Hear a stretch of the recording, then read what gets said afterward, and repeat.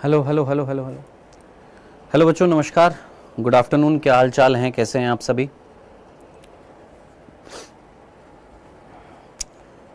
क्या हाल है बच्चों, कैसे हो आप सभी? आशा करता हूँ एकदम बढ़िया होंगे। सो बेटा, हम लोग इस रीस्टार्ट सीरीज में जो चैप्टर हमारा चल रहा था वो चल रहा था कोशिका चक्र, कोशिका विभाजन, जिसको हम 2 पार्ट में करने वाले थे। मंडे को फर्स्ट पार्ट हुआ था और आज थर्सडे को सेकंड पार्ट करके हम इस चैप्टर को कंप्लीट करेंगे। इसी ऑर्डर में अगले हफ्ते हम मंडे और थर्सडे को 2 पार्ट में हमारा एक चैप्टर कंप्लीट करेंगे, पुष्प पादपों में लैंगिक जनन। इसी तरीके से उससे अगले हफ्ते में हम 2 पार्ट में हमारा ह्यूमन रिप्रोडक्शन जो है उसको 2 पार्ट में कंप्लीट करेंगे। डन। सो इस तरीके से हम 2-2 पार्ट में इस रीस्टार्ट सीरीज में, क्योंकि चैप्टर बड़े हैं, है ना। अब मेरे पास जो क्लासेस का इंटरवल जो है वो लगभग 2 से 2.5 घंटे का, क्योंकि दूसरे बैचेस में भी क्लासेस चल रही हैं। इस वजह से, इसी रीजन की वजह से हम जो है इसको 2 पार्ट में कवर अप करने वाले हैं। तो आज जो है हम इसको कवर अप करेंगे। आज जो है हम इस चैप्टर को पूरा का पूरा कंप्लीट कर देंगे। इस चैप्टर में हमारा क्या रह गया था? अर्धसूत्री विभाजन रह गया था। उस अर्धसूत्री विभाजन को हमें पढ़ना है ना। हम लोगों ने कोशिका चक्र पढ़ लिया था पिछले लेक्चर में। पिछले लेक्चर में हमने इस चैप्टर का परिचय देखा था। इस चैप्टर का कोशिका चक्र क्या होता है इसके बारे में बात करी थी। समसूत्री विभाजन क्या होता है इसके बारे में पूरा डिटेल में पढ़ लिया था। समसूत्री विभाजन का क्या महत्व है ये हम लोगों ने बात कर ली थी। यानी ये सारी इस चैप्टर के जो 4 मेजर पार्ट जो थे ये सारे के सारे हमने कवर कर लिए थे। अब इस चैप्टर का सबसे इंपॉर्टेंट पार्ट जो बच जाता है, जिससे प्रश्न बनते हैं इस चैप्टर से, ज्यादातर प्रश्न जो है इसी टॉपिक से बनते हैं, ये इस टॉपिक से बनते हैं। समसूत्री विभाजन हम पढ़ चुके, अब हमें पढ़ना है अर्धसूत्री विभाजन, यानी हमें बात करनी है किसकी? मियोसिस की। मियोसिस की बात करने से पहले मैं आपको एक चीज बता देता हूं दोस्त, जितने भी बच्चे आप यहां पर अभी जुड़ चुके हैं, आप सभी के लिए होमवर्क है और आप होमवर्क नहीं करते हैं दोस्त, बहुत गलत बात है।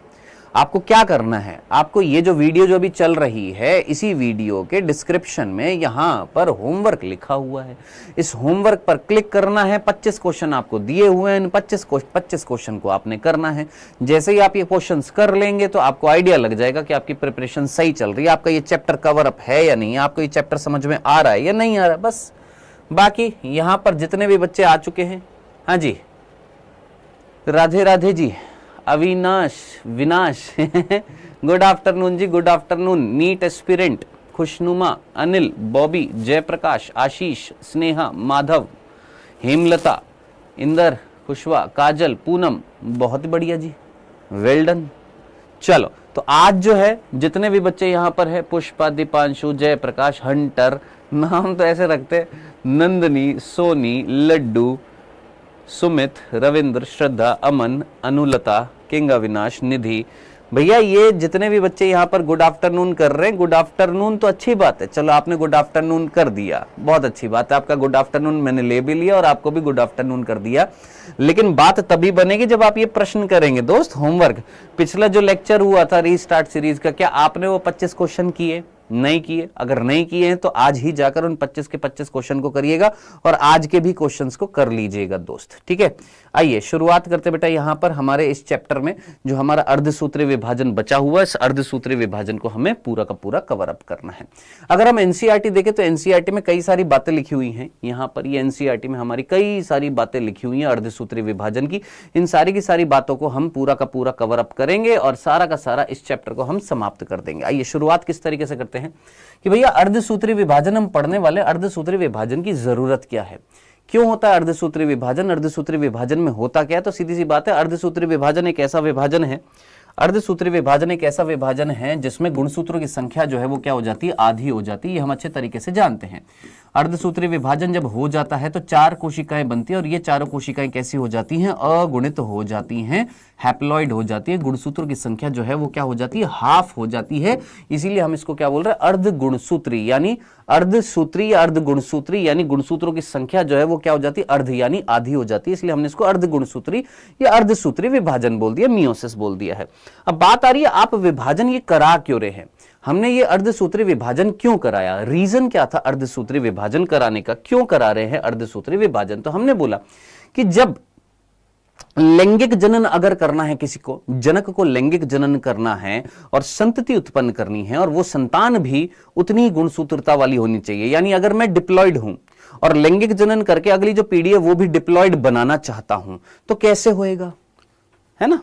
कि अगर हम डिप्लॉयड है, अगर हमारा शरीर जो है, ये हमारी बॉडी की सेल्स जो है, ये हमारा शरीर जो है ये डिप्लॉयड है और हम चाहते हैं लैंगिक जनन करना चाहते हैं, तो एक होएगा नर और एक होएगी मादा।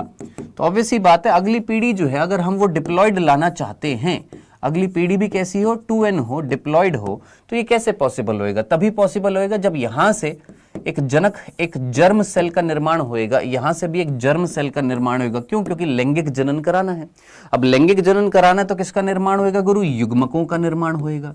अब युग्मकों का अगर निर्माण होएगा और यहां पर द्विगुणित कोशिका से अगर हम समसूत्री करा देते तो ये भी द्विगुणित, ये भी द्विगुणित, इन दोनों के संलयन से जो युग्मनज बनेगा वो तो 4n कंडीशन का हो जाएगा।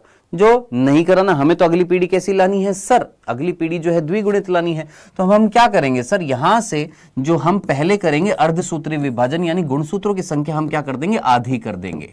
यानी अर्धसूत्री विभाजन जो है वो क्या लेकर आएगा सर? अगुणिता लेकर आएगा। गुणसूत्रों की संख्या क्या कर देगा? आधी कर देगा।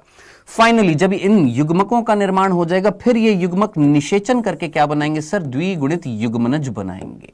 तो हमने यहां पर अर्धसूत्री विभाजन क्यों कराया? क्योंकि लैंगिक जनन के दौरान जनक और संतति जो होती हैं, यानी पेरेंट और अगली पीढ़ी जो है, उसमें अगर गुणसूत्रता को यानी गुणसूत्रों की संख्या को अगर समान रखना है तो अर्धसूत्री विभाजन जो है वो क्या लेकर आती है? अगुणिता लेकर आती है। यानी अर्धसूत्री विभाजन से हम अगुणित युग्मक बनाएंगे और फिर ये जो अगुणित युग्मक जो होंगे ये निषेचन करके वापस से क्या लेकर आएंगे? द्विगुणिता लेकर आएंगे।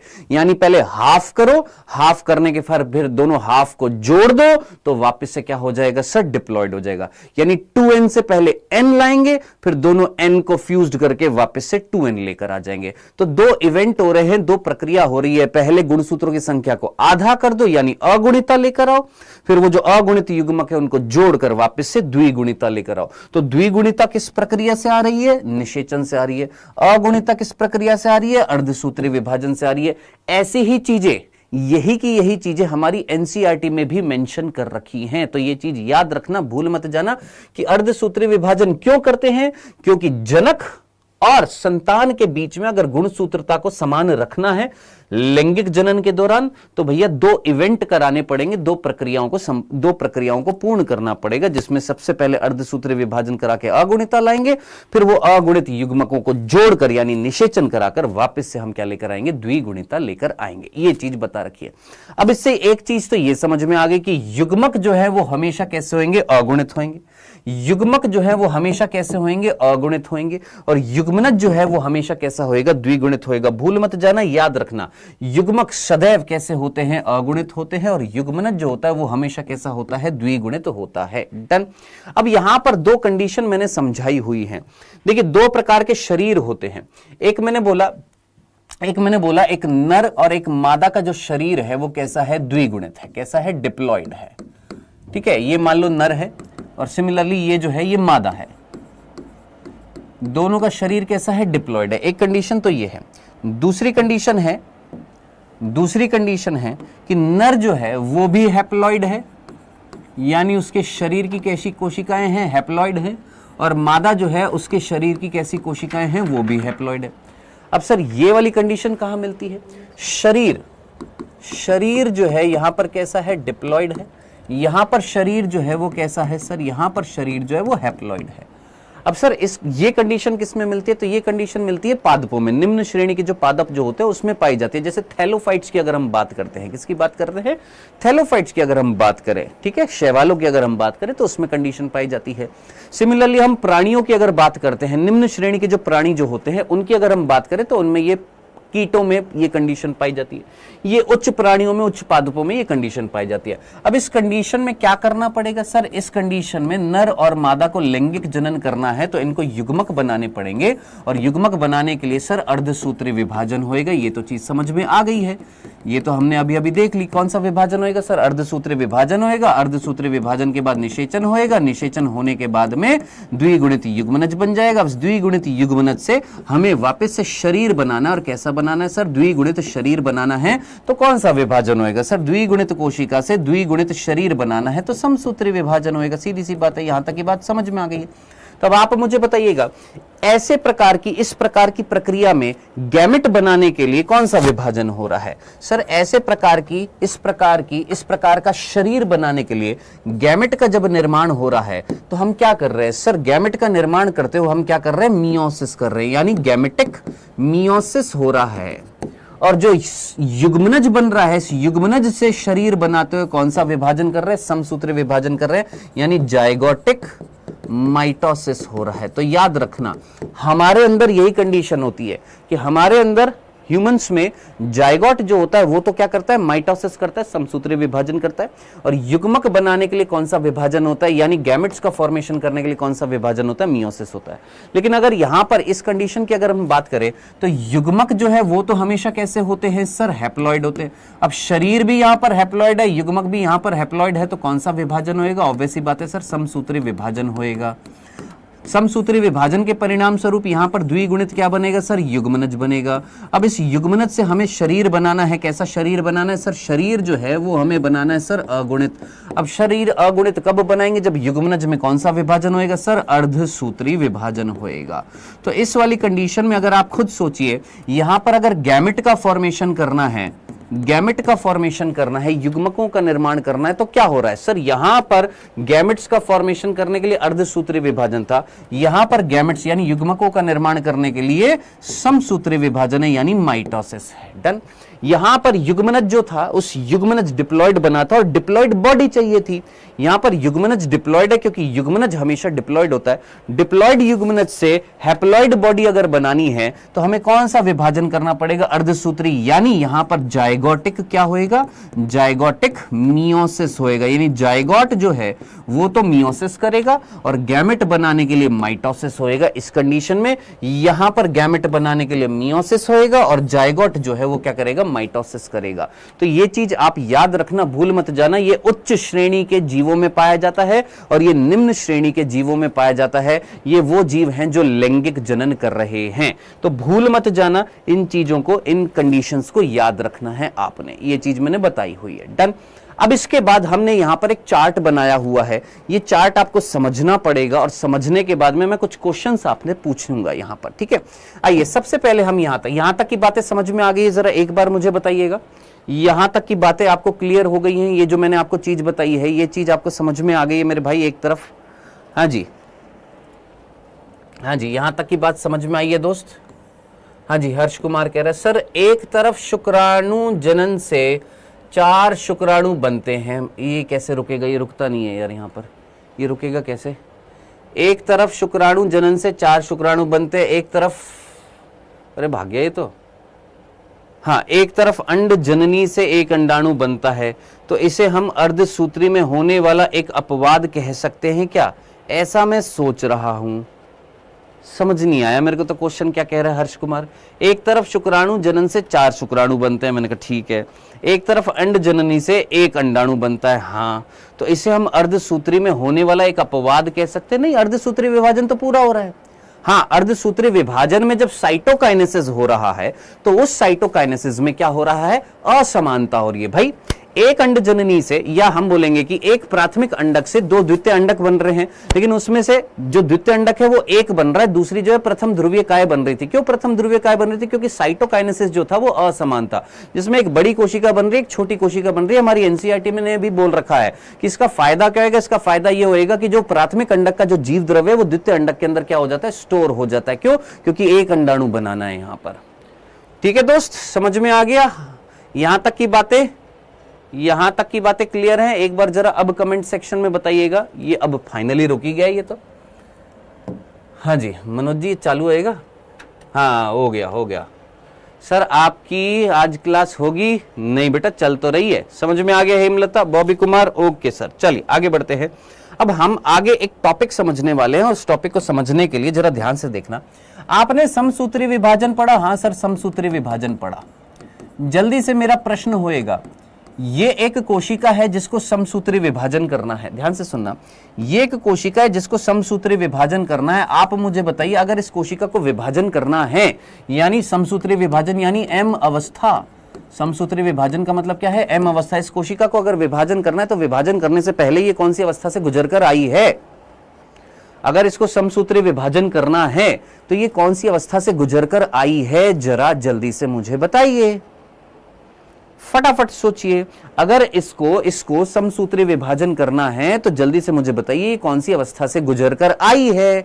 अगर ये एम अवस्था में आगे जाने वाली है तो ये पहले कौन सी अवस्था से गुजरकर आई होगी? सर ये छोटू सी कोशिका थी, ये G1 से S में गई, S से फिर G2 में गई और G2 से फाइनली किस में आएगी? एम अवस्था में। यानी ये कोशिका कौन सी अवस्था से गुजरकर आ रही है? G1S G2 से गुजरकर फिर ये क्या करेगी? विभाजन करेगी। डन। इतनी सी बात सभी को समझ में आ गई है कि ये कोशिका जिसमें विभाजन होने वाला है ये कौन सी अवस्था से गुजरकर आई है? सर अंतरावस्था से गुजरकर आई है। मैंने कहा बहुत बढ़िया, इतनी सी बात आपको समझ में आ गई है। तो जनाब एक बार एक प्रश्न लेंगे अभी थोड़ी देर में, पहले एक चीज, एक कंसेप्ट को समझ लेते हैं। मान लो ये एक कोशिका है जो जीवन अवस्था में है। कौन सी अवस्था में? जीवन अवस्था में है। और इसके केंद्रक के अंदर मान लेते हैं 2 गुणसूत्र हैं। इसके केंद्रक के अंदर कितने गुणसूत्र हैं? सर 2 गुणसूत्र है। एक लाल रंग से दिखा रहा हूं, एक सफेद रंग से दिखा रहा हूं। सर क्या ये गुणसूत्र है? हाँ जनाब ये गुणसूत्र है। क्या है ये? गुणसूत्र है। तो जल्दी से मुझे बताइए गुणसूत्रों की संख्या कितनी है? सर गुणसूत्र संख्या जो है वो कितनी है? सर गुणसूत्रों की संख्या है 2। ठीक है। अब ये जो 2 गुणसूत्र है इनके अंदर कौन है? सर डीएनए है। हाँ जी। और डीएनए की मात्रा जो है, डीएनए की मात्रा जो है, उस डीएनए की मात्रा को हम बोल रहे हैं कि भैया 2 पिकोग्राम है। कितने पिकोग्राम है? 2 पिकोग्राम है, जिसको हम डिनोट कर रहे हैं किससे? 2C से, कि इतनी मात्रा मिल रही है। ठीक है। ग्राम होता है, मिलीग्राम होता है, माइक्रोग्राम होता है, नैनोग्राम होता है, उसी तरीके से पिकोग्राम है, बहुत ही सूक्ष्म मात्रा है। ठीक है। तो 2 पिकोग्राम यहां पर डीएनए की मात्रा है, यानी भार जो है वो 2 पिकोग्राम है, जिसको हमने संबोधित कर दिया किससे? 2C से। जल्दी से मुझे बताइए जीवन के बाद ये कोशिका जब एस अवस्था में जाएगी तो एस अवस्था में दिमाग लगाना है आपने, एस अवस्था में ये जो कोशिका जो होएगी, इस कोशिका में क्या होएगा? क्या डीएनए का रेप्लिकेशन होएगा? हाँ जी। तो जो गुणसूत्र जो था क्या वो पूर्ण बन जाएगा? पूर्ण गुणसूत्र बन जाएगा। दिमाग लगाओ। यहां पर ये जो डीएनए जो है, क्या ये इस डीएनए की कॉपी बन जाएगी? ये डीएनए था। हाँ सर। ये डीएनए था। हाँ सर। अब इसकी एक कॉपी बन जाएगी। सिमिलरली ये डीएनए था, इसकी कॉपी बन जाएगी। तो आप मुझे बताइए क्या गुणसूत्र की संख्या दुगनी हो रही है? क्या सोचो, क्या एस अवस्था में गुणसूत्र की संख्या जो है क्या वो दुगनी हो रही है? क्या जल्दी से मुझे बताओ, गुणसूत्र की संख्या दुगनी हो रही है क्या? क्या यहां पर 2 गुणसूत्र थे? हाँ सर। इसको मैंने बोला क्रोमोजोम 1, इसको मैंने बोला क्रोमोजोम 2। ये क्या कहलाएगा? ये भी क्रोमोजोम 1 है, ये भी क्रोमोजोम 2 है। तो जरा सोचिए गुणसूत्रों की संख्या तो क्या है? सर समान है। गुणसूत्र की संख्या तो कितनी है? 2 यहां पर है, 2 यहां पर है। डीएनए की मात्रा बढ़ गई, यहां 2 पिकोग्राम था तो यहां कितना हो गया सर? 4 पिकोग्राम हो गया, जिसको हम संबोधित कर रहे हैं 4C से। Done. Same to same condition जो है, ये चीज हम ऑलरेडी वैसे पढ़ चुके, जस्ट रिवाइज करा रहा हूं। सेम टू सेम कंडीशन जो है, यही की यही कंडीशन जो है वो कौन सी अवस्था में होएगी जनाब? Sir same to same condition जो है वो G2 अवस्था में भी होएगी। सेम टू सेम गुणसूत्रों की संख्या 2 रहेगी, डीएनए की मात्रा कितनी हो जाएगी सर? 4C हो जाएगी।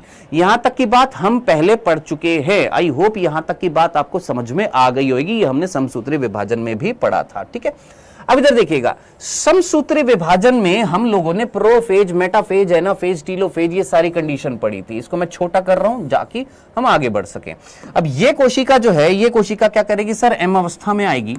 एम अवस्था जो होती है, उस एम अवस्था में क्या होता है सर? एम अवस्था जो होती है उसमें कैरियोकाइनेसिस होता है। एम अवस्था में क्या होता है सर? कैरियोकाइनेसिस होता है और फिर क्या होता है? साइटोकाइनेसिस होता है। एम अवस्था में क्या होता है? कैरियोकाइनेसिस होता है और फिर क्या होता है सर? साइटोकाइनेसिस होता है। कैरियोकाइनेसिस में हम क्या करते हैं? केंद्रक का विभाजन करते हैं। साइटोकाइनेसिस में हम क्या करते हैं? कोशिका द्रव्य का विभाजन करते हैं। ये बेसिक सी चीज है। आप मुझे बताइएगा, ये कोशिका के अंदर जब कैरियोकाइनेसिस होएगा, कैरियोकाइनेसिस में सबसे पहले क्या होएगा? प्रोफेज होएगा, हम पढ़ चुके हैं। मेटाफेज होएगा, ये भी हम पढ़ चुके हैं। हम यहां पर पर्टिकुलरली एनाफेज जो है उसको दिखा रहे हैं। किसको दिखा रहे हैं? इसको यहां पर किसको दिखा रहे हैं? एनाफेज को दिखा रहे हैं। आप मुझे बताइए, अगर मैं एनाफेज को यहां पर दिखाऊंगा, सोचना क्या एनाफेज में केंद्रक आवरण होएगा? भैया केंद्रक आवरण तो प्रोफेज में ही खत्म हो जाता है ना, तो कोई केंद्रक आवरण नहीं होएगा। और ये गुणसूत्र जो है क्या ये टूट जाएंगे? सोचो एनाफेज में हमने गुणसूत्रों को तोड़ दिया था या नहीं तोड़ा था? हाँ सर, गुणसूत्र बिंदु से हमने तोड़ दिया था। हाँ जी, गुणसूत्र बिंदु से हमने क्या कर दिया था? तोड़ दिया था। किधर की ओर मूव कर रहे थे सर? ये जो तारक केंद्र जो था वहां पर, या ध्रुवों की ओर ये क्या कर रहे थे? मूव कर रहे थे। ठीक है, ये कंडीशन हमने किस में पढ़ी थी सर? एनाफेज में पढ़ी थी। मेरे भाई सर गुणसूत्र का संघनन प्रोफेज में होता है। हाँ बेटा, गुणसूत्र का संघनन जो है वो प्रोफेज में होता है। यहां पर एग्जैक्टली यहां पर हम गुणसूत्र बता रहे हैं, लेकिन ये गुणसूत्र नहीं है, क्रोमेटिन के धागे। भाई एक चीज फैली हुई है, वो सिकुड़कर यहां पर गुणसूत्र बनेगी। तो अब हमें यहां पर समझाना भी तो पड़ेगा ना कि जो गुणसूत्र बनने वाली जो संरचना है, जो फैली हुई है, यहां पर जाकर और सिकुड़ जाएगी और यहां पर ठोस गुणसूत्र बन जाएगा। तो जस्ट हम समझने के लिए यहां पर गुणसूत्र वर्ड बोल दिए हैं। ठीक है, हाँ जी, जल्दी से मुझे बताइए, एनाफेज में गुणसूत्र क्या हो जाएंगे? विभक्त हो जाएंगे, टूट जाएंगे, एक दूसरे से अलग होकर विपरीत ध्रुवों की ओर जाएंगे। और फाइनली जब टीलोफेज आएगी, टीलोफेज होने के बाद में फिर जब साइटोकाइनेसिस होएगा, तो दिमाग लगाइए, यहां पर साइटोकाइनेसिस होने के बाद में दो कोशिका बनेंगी। इन दोनों कोशिकाओं के अंदर केंद्रक आवरण होएगा जो टीलोफेज में बन जाता है। आप मुझे बताइएगा, क्या यहां पर यह कंडीशन वापस से आएगी? सोचो, क्या यही कंडीशन वापस से आ जाएगी? यही वाली कंडीशन जो स्टार्टिंग में जीवन अवस्था में जो कंडीशन थी कोशिका की, क्या यही कंडीशन होगी कि नहीं होगी? दिमाग लगाइए। अरे भैया, ये लाल वाला इस कोशिका में चला गया, ये लाल वाला इसमें चला गया, ये सफेद वाला इसमें चला गया, ये सफेद वाला इसमें चला गया। तो अगर मैं इस कोशिका की बात करूं तो इस कोशिका में जरा सोचो, गुणसूत्र की संख्या क्या है और डीएनए की मात्रा क्या है? आराम से सोचना। इस कोशिका में, ये जो कोशिका आपको दिखाई दे रही है, इस कोशिका में गुणसूत्र की संख्या कितनी? सर गुणसूत्र की संख्या तो 2 ही है, लेकिन डीएनए की मात्रा, जरा कॉमन सेंस लगाइएगा, दिमाग लगाइएगा। यहां पर 2 पूरे गुणसूत्र हैं, जिसके अंदर यहां पर डीएनए की मात्रा कितनी थी सर? डीएनए जो है, उस डीएनए की मात्रा कितनी थी सर? 4C थी यहां पर। ठीक है, यानी ये 1 2 3 4 टोटल डीएनए, जो 4 पिकोग्राम इनका बाहर है। अब मुझे बताइए, यहां पर डीएनए कितने? 2 ही हैं, तो यहां पर वापस से कितना हो जाएगा सर? 2 पिकोग्राम हो जाएगा, यानी मात्रा कितनी हो जाएगी? 2C हो जाएगी। इतनी सी बात सुननी थी, इतनी सी बात समझनी थी।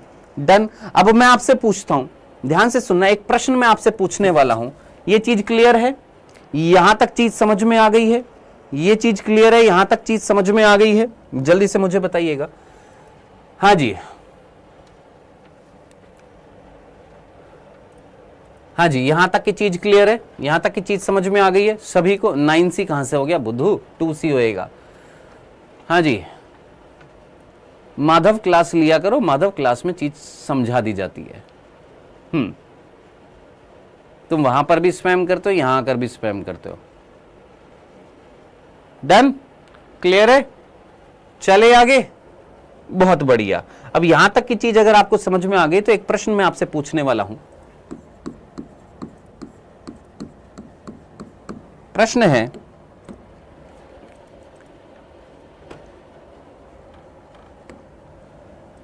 एक द्विगुणित कोशिका, चलो ये वाला प्रश्न जो है, एक द्विगुणित कोशिका जिसमें गुणसूत्रों की संख्या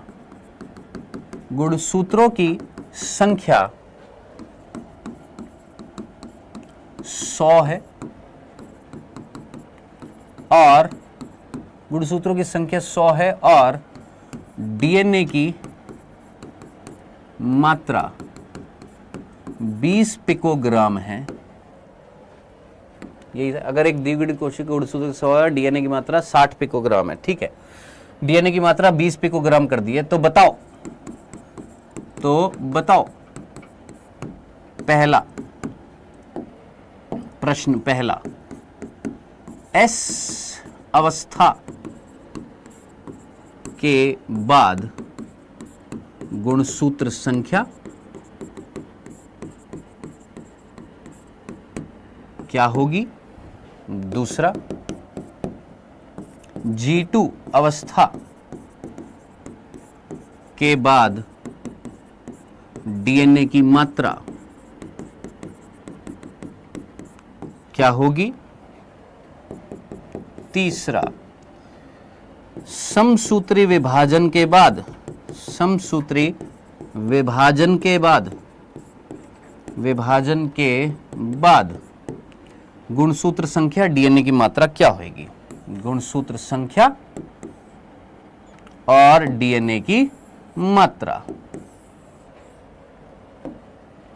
गुणसूत्र संख्या और डीएनए की मात्रा क्या होगी? हाँ जी, ये एक प्रश्न है।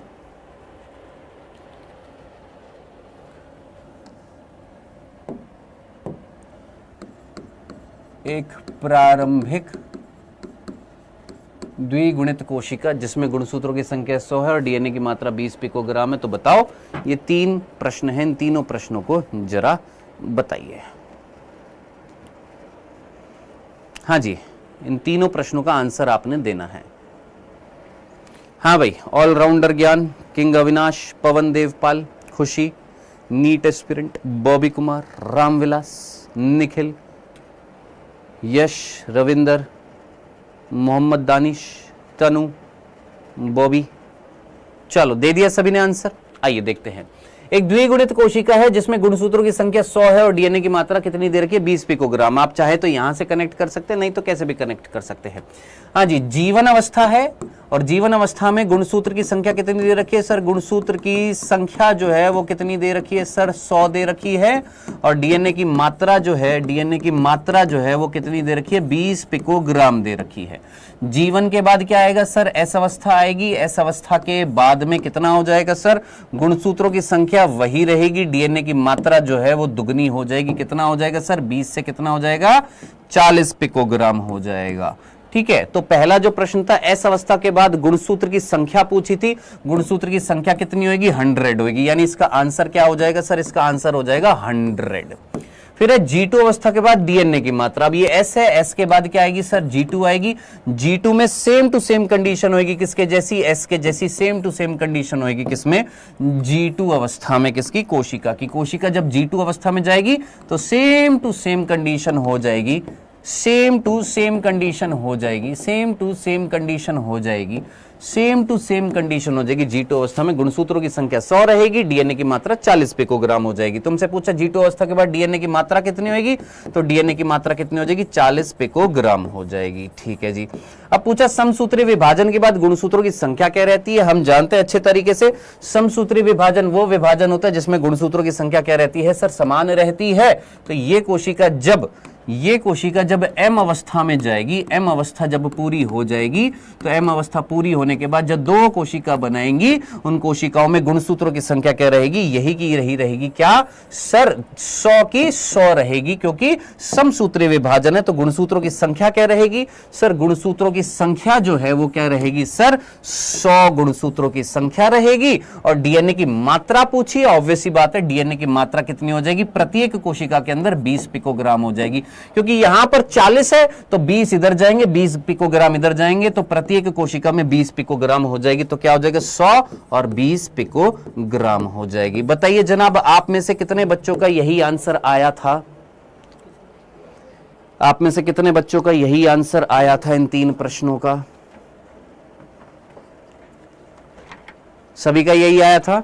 वेल डन पवन, बहुत ही बढ़िया इंदर, बहुत ही बढ़िया रिया, बबीता, बॉबी, सबका यही आया, सबने यही आंसर किया।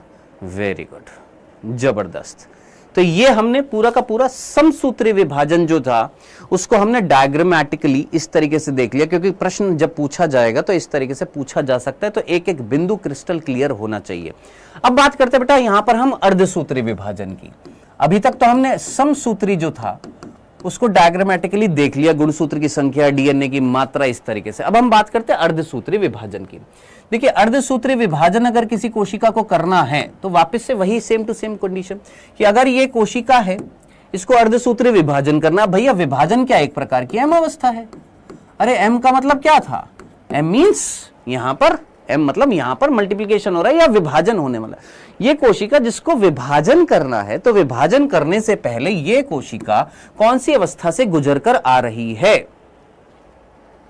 हाँ जी, बताइए जल्दी से। ये कोशिका जिसको अर्धसूत्री विभाजन करना है, विभाजन करने से पहले तैयारी भी तो करनी पड़ेगी ना कोशिका को। इस कोशिका को पहले तैयार भी तो करना पड़ेगा विभाजन करने से पहले, यानी यहां पर भी कोशिका G1S और G2 से गुजर कर आएगी, तब जाकर इसमें क्या होएगा, अर्धसूत्री विभाजन होएगा। क्या बोला मैंने यहां पर, ये कोशिका जो है, इस कोशिका को अगर विभाजन करना है तो ये G1S G2 से गुजर कर आएगी, तभी इसमें क्या होएगा, विभाजन होएगा। मैंने कहा बहुत बढ़िया, आगे बढ़ते हैं, डायग्रामेटिकली देखते हैं, सेम टू सेम कंडीशन लेकर चलेंगे वापस से वही कोशिका जिसके अंदर हम दो गुणसूत्र दिखा रहे हैं दोस्त, एक लाल रंग से दिखा रहे हैं, एक सफेद रंग से दिखा रहे हैं, दोनों के अंदर क्या है भैया, DNA है। ठीक है, ये हमारा ये दो गुणसूत्र है, इसको भी हम क्या बोल रहे हैं, क्रोमोसोम 1, इसको हम बोल रहे हैं क्रोमोसोम 1 बोल रहे हैं। सर अब की बार आपने दोनों को क्रोमोसोम 1 क्यों बोला, चलो क्रोमोसोम 2 लेकर चल लेते हैं। वैसे अगर दर्शाना होता तो मैं द्विगुणित कोशिका में 4 गुणसूत्रों से दर्शाता। चलो एक बार एक काम करते हैं, यहां पर हम 4 गुणसूत्रों से दिखाते ताकि अच्छे से चीज समझ में आएगी। अच्छा, आगे बढ़ने से पहले, अर्धसूत्री विभाजन पढ़ने से पहले, ये अर्धसूत्री विभाजन जिस कोशिका में होने वाला है उसको समझने से पहले एक कंडीशन सुन लीजिए ताकि और अच्छे से चीज समझ में आ जाए। भैया हमारा निर्माण, मेरा निर्माण मेरे मम्मी पापा से हुआ, आपका निर्माण आपके मम्मी पापा से हुआ है। कैसे हुआ है हम अच्छे तरीके से जानते हैं, शुक्राणु और अंडाणु का संलयन हुआ था। शुक्राणु के अंदर कितने गुणसूत्र थे सर, 23 गुणसूत्र थे। अंडाणु के अंदर कितने गुणसूत्र हैं सर, 23 गुणसूत्र हैं। इन 23 गुणसूत्रों को मैंने बाहर निकाला और बोला कि भैया ये है 1 2 3 4, ऐसे करते करते करते करते करते करते ये है मान लो 23वां है। सिमिलरली अंडाणु के अंदर 23 गुणसूत्र 1 2 3 4, ऐसे करते करते करते करते करते करते मान लो ये वाला 23वां है, 1 2 3 4। ठीक है, अब आप मुझे बताइएगा, ये क्रोमोसोम 1 जो है, ये क्रोमोसोम 1 ये किसका है, पापा का। ये क्रोमोसोम 1 ये किसका है, मम्मी का है। डन। अब आप सोचिए, ये दोनों कोशिकाएं जब फ्यूज्ड हो जाएंगी, ये दोनों कोशिकाएं जब फ्यूज्ड हो जाएंगी तो इनके फ्यूजन से क्या बनेगा, हम जानते हैं अच्छे तरीके सर, इन दोनों के फ्यूजन से बनता है युग्मनज, जिसके अंदर होंगे 46 गुणसूत्र। अब इस 46 गुणसूत्र में जरा सोचो क्रोमोसोम 1 कितने होंगे, हम सीधा बोलेंगे सर क्रोमोसोम 1 होंगे 2, एक होएगा पापा का, एक होएगा मम्मी का, एक है पापा का, एक है मम्मी का। सिमिलरली क्रोमोसोम 2 कितने होंगे सर, 2 होंगे, एक है पापा का, एक है मम्मी का। तो ऐसे गुणसूत्रों को हम क्या बोलते हैं सर, ये गुणसूत्र जो है इनको हम क्या बोल रहे हैं सर, समजात गुणसूत्र कहते हैं। इनको हम क्या बोल रहे हैं, समजात गुणसूत्र कहते हैं। इनको हमने नाम दिया है होमोलोगस क्रोमोसोम। हालांकि इसको हम डिटेल में पढ़ते हैं, जेनेटिक्स में पढ़ते हैं, अभी सिर्फ इतना सा, ये 1 1, ये 2 2, ये 3 3, ये 4 4, ये 5 5, ये 6 6, इस तरीके से क्या कहलाएंगे, समजात गुणसूत्र कहलाते हैं, होमोलोगस क्रोमोसोम कहलाते हैं। डन। तो 23 जोड़े समजात गुणसूत्र होते हैं, किसमें, मादा में, और नर में जो होते हैं वो 22 जोड़े होते हैं, क्योंकि नर में एक्स वाई गुणसूत्र होते हैं वो समजात नहीं होते हैं, मादा में एक्स एक्स होता है वो समजात होते हैं। ये चीज शायद अभी आपको समझ में ना आए, अभी सिर्फ इतना सा, 1 1 कौन है, समजात है, 2 2 क्या है, समजात है। मैं यहां पर एक कोशिका दिखा रहा हूं और उस कोशिका के अंदर हम अर्धसूत्री विभाजन कराने वाले हैं। मैं यहां पर आपको एक कोशिका दिखा रहा हूं और ध्यान से देखना, इस कोशिका के अंदर मैं आपको क्या दिखा रहा हूं, ये है 1 1, ये है 2 2, ठीक है, ये है 2 2, ये है 1 1। क्या है भैया, ये समजात गुणसूत्र है, ये क्रोमेटिन मान के चल लीजिएगा। यहां पर ये हमारी जीवन अवस्था है। अब जरा सोचिए, जीवन अवस्था में गुणसूत्र की संख्या कितनी है, जल्दी से सोच समझकर आंसर देंगे, बात नहीं करेंगे। गुणसूत्र की संख्या कितनी है, अगर गुणसूत्रों की संख्या की अगर मैं बात करूं तो गुणसूत्र की संख्या कितनी दिखाई दे, total number of chromosome, total number of chromosome की अगर मैं बात करूं तो कितने क्रोमोसोम आपको दिखाई दे रहे हैं सर, 1 2 3 4। आप बोलेंगे सर 4 कैसे, 2 ही तो हैं, 1 1 2 2। अरे भैया क्रोमोसोम की नंबर देखो, ये एक अलग गुणसूत्र, ये एक अलग गुणसूत्र, ये एक अलग, ये एक अलग, टोटल कितने गुणसूत्र है सर, यहां पर 4 गुणसूत्र हैं। टोटल कितने गुणसूत्र है, 4 गुणसूत्र है। और डीएनए की मात्रा जो है, डीएनए की मात्रा जो है, मान लेते हैं यहां पर 4 पिकोग्राम है। कितनी पिकोग्राम है, 4 पिकोग्राम है, जिसको हम संबोधित कर रहे हैं, चलो 4 नहीं, कंफ्यूज हो जाओगे इतनी सी बात से, 2 पिकोग्राम है जिसको हम संबोधित कर रहे हैं किससे, 2C से संबोधित कर रहे हैं यहां पर। ठीक है जी। अब बताइए, ये कोशिका जीवन से जब एस में जाएगी, एस अवस्था में जाएगी, तो हम अच्छे तरीके से जानते हैं एस अवस्था में जाने के बाद क्या होएगा, इस कोशिका में जब ये जीवन से ऐसा अवस्था में जाएगी तो ऐसा अवस्था में जाने के बाद क्या होगा सर, डीएनए की मात्रा बढ़ेगी, गुणसूत्र की संख्या उतनी ही रहेगी, क्योंकि ऐसा अवस्था में गुणसूत्र की संख्या उतनी ही रहती है। ठीक है, तो गुणसूत्र की संख्या तो उतनी रहेगी, डीएनए की मात्रा जो है वो बढ़ जाएगी, कितनी हो जाएगी, दुगनी हो जाएगी। 2C से कितनी हो जाएगी सर, 4C हो जाएगी। 2C से कितनी हो जाएगी, यहां पर 4 पिकोग्राम हो जाएगी, कितनी हो जाएगी, 4C हो जाएगी। और अंदर कंडीशन कुछ इस तरीके से होएगी।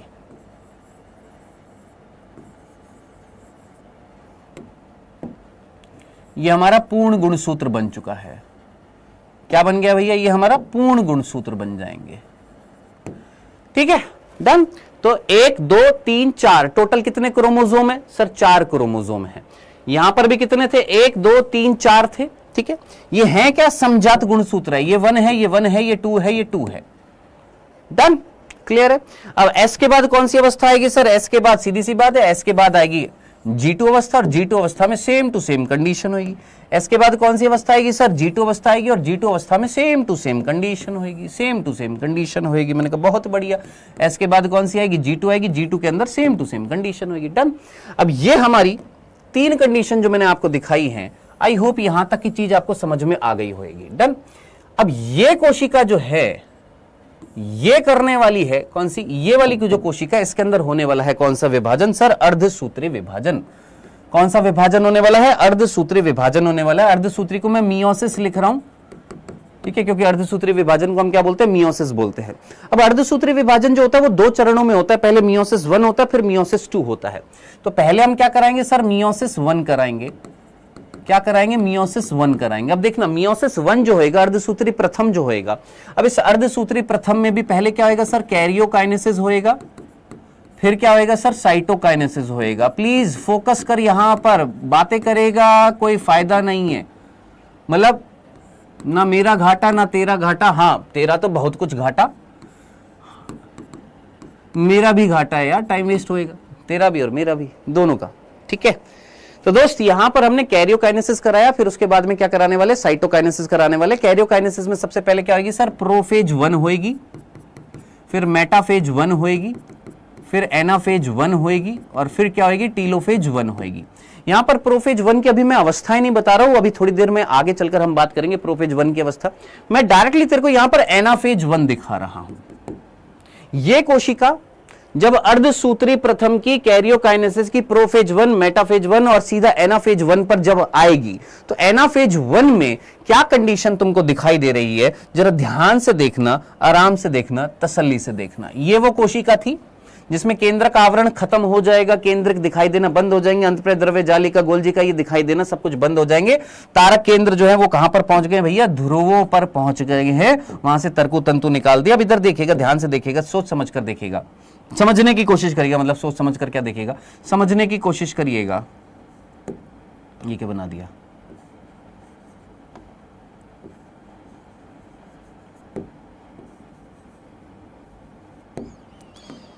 यहां पर इस अवस्था में हम गुणसूत्र जो है उनको तोड़ते नहीं है। जो हमने माइटोसिस में देखा था कि माइटोसिस में गुणसूत्र जो थे वो टूटे थे। इस अवस्था में यानी मियोसिस में, मियोसिस 1 की एनाफेज 1 में, ध्यान से सुनना, मियोसिस 1 की एनाफेज 1 में गुणसूत्रों को तोड़ा नहीं जा रहा। वहां पर एनाफेज में, वहां पर पश्चावस्था में हमने क्या किया था, गुणसूत्र को तोड़ा था, गुणसूत्र बिंदु को तोड़ा था। याद आ रहा है, गुणसूत्र बिंदु टूटा था, फिर आधा गुणसूत्र जो है ध्रुवों की तरफ गया था, भुजाएं पीछे की तरफ थी, याद करिए पिछले लेक्चर में पढ़ा था। यहां पर गुणसूत्र टूटते नहीं है, पूरा का पूरा गुणसूत्र जो है वो ध्रुवों पर ले जाया जा रहा है। अब आप मुझे बताइए, ये फर्स्ट है, हाँ सर, ये फर्स्ट है, हाँ सर, ये सेकंड है, हाँ सर, ये सेकंड है। डन।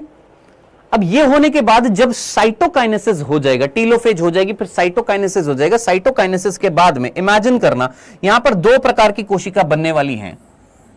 ये 2 प्रकार की कोशिका बनेगी जब साइटोकाइनेसिस हो जाएगा। साइटोकाइनेसिस हो जाएगा, 2 प्रकार की कोशिका बनेगी। एक कोशिका जिसके केंद्रक आवरण होएगा, इस कोशिका में भी केंद्रक आवरण जो कहां पर आ जाएगा, टीलोफेज 1 में आ जाएगा। सोचना यहां पर और यहां पर आराम से सोचना, जल्दबाजी बिल्कुल मत करना, तसल्ली से, आराम से, हौले हौले सोचना। इस कोशिका में कितने गुणसूत्र हैं और इस कोशिका में कितने गुणसूत्र हैं। प्रत्येक कोशिका की मैं बात कर रहा हूं, गुणसूत्र की संख्या आप मुझे बताएंगे।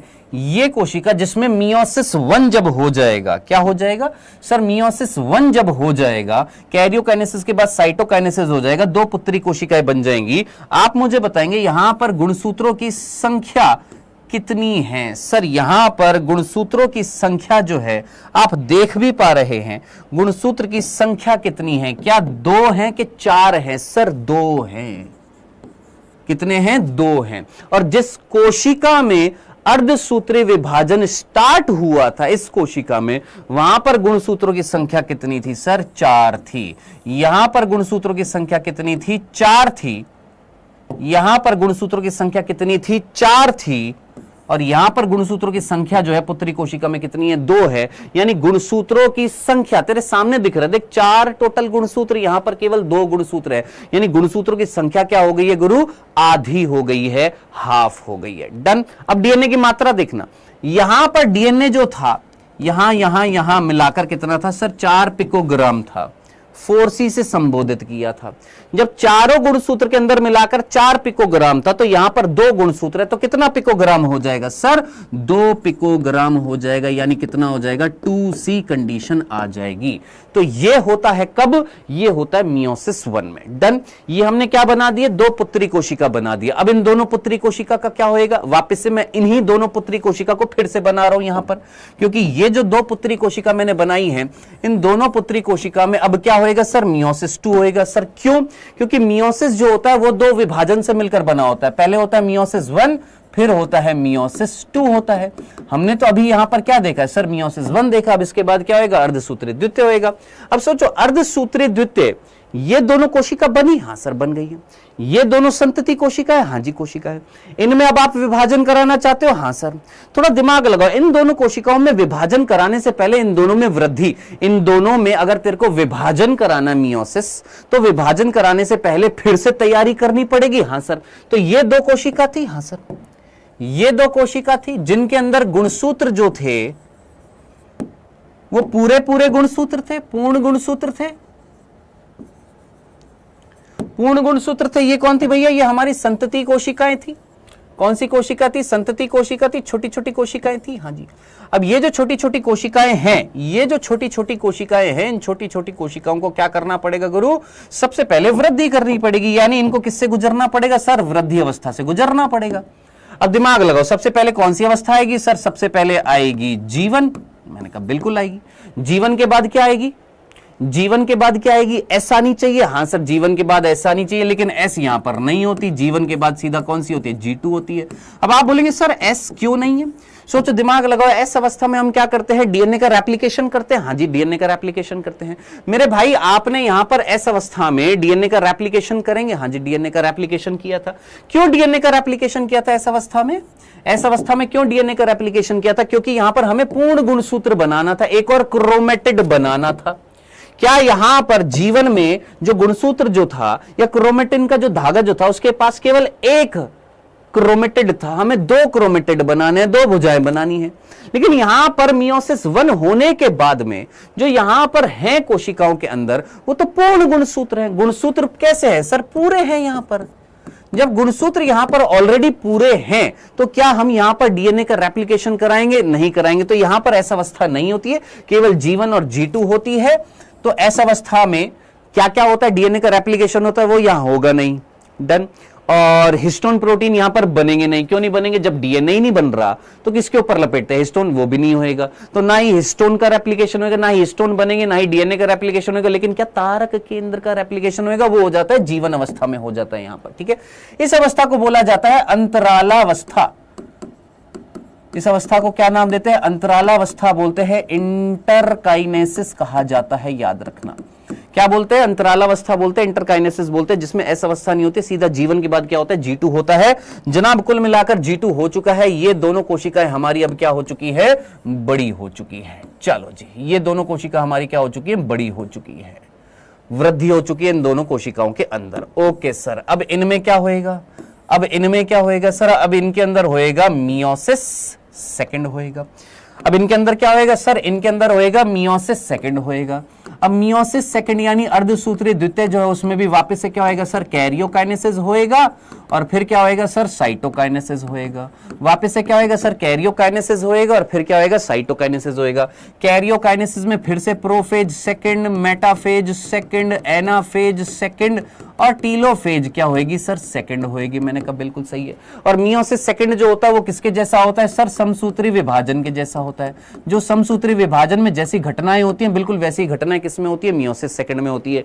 हम डायरेक्टली यहां पर एनाफेज दिखा रहे हैं। क्या दिखा रहे हैं, एक कोशिका की एनाफेज अवस्था को हम यहां पर दिखा रहे हैं। आइए, ये कोशिका चाहे इसकी बात कर लो चाहे इसकी बात कर लो, हम यहां पर क्या दिखा रहे हैं, एनाफेज। अब एनाफेज में यानी पश्चय अवस्था में हमें क्या चीजें दिखाई दे रही है, वो चीज सर जरा फोकस करना। यहां पर हमें गुणसूत्र टूटते हुए दिखाई देंगे। क्यों? क्योंकि इस अवस्था में जो समसूत्री के जैसी होती है, इसमें कौन टूटता है सर, गुणसूत्र टूटते हैं। मियोसिस 1 में गुणसूत्र नहीं टूटे थे, यहां पर गुणसूत्र टूटेंगे, याद रखना, भूल मत जाना। अब ये तरीके की कंडीशन जो होगी वो किस में होगी जनाब, इन दोनों प्रकार की कोशिकाओं में होगी। इस कोशिका में भी ये कंडीशन होगी और ऐसी कंडीशन इस कोशिका में भी होगी। सेम टू सेम कंडीशन यहां पर भी होगी। चलो जी, यहां पर हमने ये कंडीशन रख दी है। आगे बढ़ने से पहले जरा सोचो, ये दोनों पुत्री कोशिकाओं में गुणसूत्र की संख्या कितनी थी, 2 थी। डीएनए की मात्रा कितनी थी, 2C थी। यहां पर लिख देता हूं, गुणसूत्र की संख्या कितनी थी सर, गुणसूत्र की संख्या जो थी,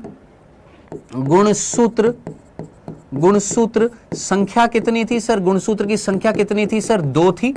जो कैसी है सर, ये कोशिका अगर डिप्लॉइड थी, ये 2N थी, तो ये क्या हो गई है सर, N हो गई है, हैप्लॉइड हो गई है।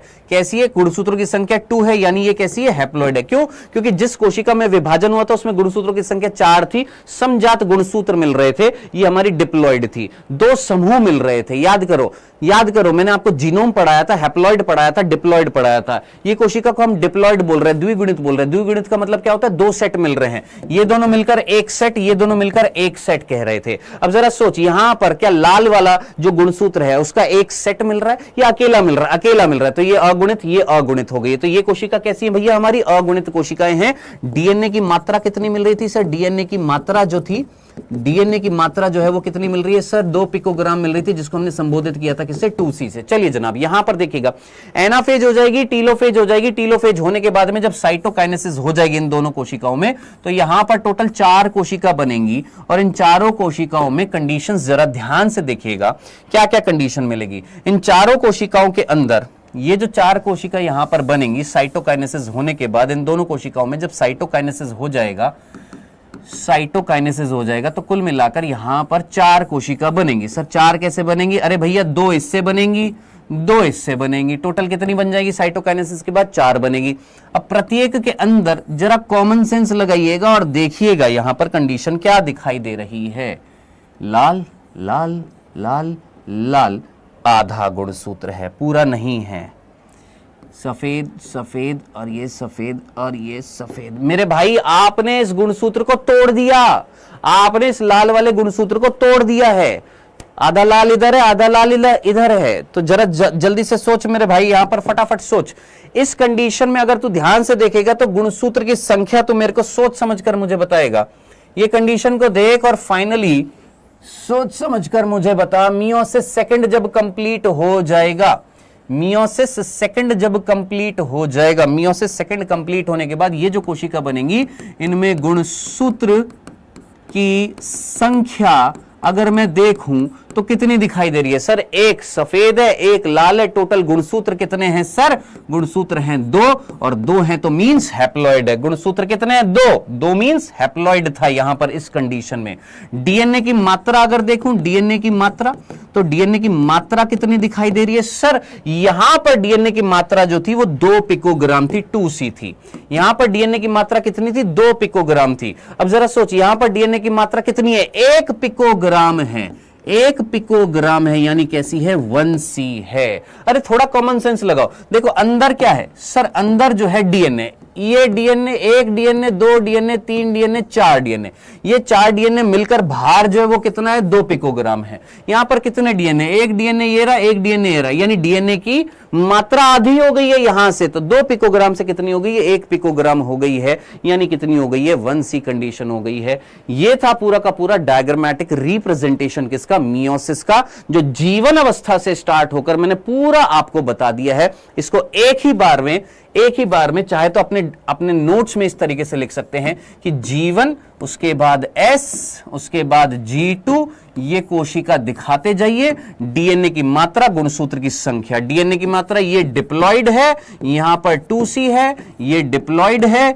यहां पर 4C हो जाएगा, ये डिप्लॉइड है, यहां पर 4C रहेगा। फिर इन कोशिकाओं में क्या हो जाएगा भैया, मियोसिस 1 जब कंप्लीट हो जाएगा, ये कोशिकाओं में जब मियोसिस 1 कंप्लीट हो जाएगा, मियोसिस 1 जब कंप्लीट हो जाएगा तो कंप्लीट होने के बाद 2 कोशिका बनेंगी, मियोसिस 1 जब कंप्लीट हो जाएगा तो 2 कोशिका बनेंगी। अब ये 2 कोशिका जो यहां पर बनेंगी, इन दोनों कोशिकाओं में क्या हो जाएगी, हैप्लॉइड कंडीशन होगी और डीएनए की मात्रा कितनी हो जाएगी, 2C हो जाएगी। तो ये चीज याद रखना, प्रत्येक कोशिका के अंदर ये डिप्लॉइड है, ये भी डिप्लॉइड है, ये भी डिप्लॉइड है, ये हैप्लॉइड है, ये हैप्लॉइड है। डीएनए की मात्रा जो है अलग रंग से लिख रहा हूं ताकि ये चीज याद रहे, भूल मत जाना। ये पर 2C है तो यहां पर 4C, यहां पर 4C, वापस से कितना हो गया, 2C। अब इन दोनों कोशिकाओं में फाइनली इसके बाद में क्या हो जाएगा सर, मियोसिस सेकंड हो जाएगा। मियोसिस सेकंड जब कंप्लीट हो जाएगा, मियोसिस सेकंड जब कंप्लीट हो जाएगा, मियोसिस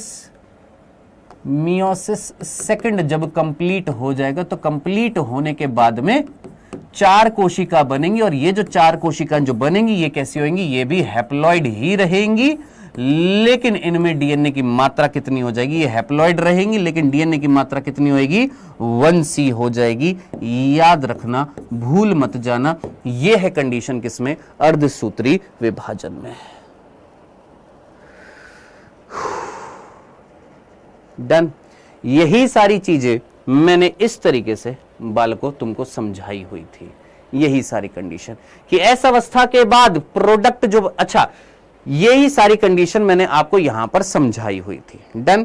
अब एक क्वेश्चन मैंने बालक आपको दिया था वहां पर समसूत्री विभाजन का, एक क्वेश्चन और दे रहा हूं, जरा इसको भी करिए फटाफट, अर्धसूत्री विभाजन का। सर इंटरफेज में डीएनए संघनित होता है कि असंघनित? असंघनित होता है, क्रोमेटिन बनता है, लेकिन वहां पर हम बार बार वर्ड क्रोमोसोम क्यों बोल रहे हैं, क्योंकि वही क्रोमेटिन आगे चलकर क्या बनाएगा, क्रोमोसोम बनाएगा। ठीक है अननोन बॉय, राज सूर्यवंशी, जरा इस क्वेश्चन को करिए। अगर एक द्विगुणित कोशिका जिसमें गुणसूत्र संख्या 100 है और डीएनए की मात्रा 60 पिकोग्राम है, तो बताइए ऐस अवस्था के बाद गुणसूत्र की संख्या डीएनए की मात्रा क्या होगी? अर्धसूत्री विभाजन के बाद गुणसूत्र की संख्या डीएनए की मात्रा क्या होगी? अर्धसूत्री सेकंड के बाद गुणसूत्र की संख्या और डीएनए की मात्रा क्या होगी? आराम से करिए, कोई जल्दबाजी नहीं है। सोचो, एक द्विगुणित कोशिका जिसमें गुणसूत्र की संख्या 100 है और डीएनए की मात्रा 60 पिकोग्राम है। यहां पर कर लेते हैं, यहां पर गुणसूत्र की संख्या कितनी है, 100 है, यानी 2n कंडीशन कितनी है सर, 100 है, और डीएनए की मात्रा कितनी है, 60 पिकोग्राम है, ये बता रखा था। ठीक है, ऐसे ब्रैकेट में लिख देते चलो।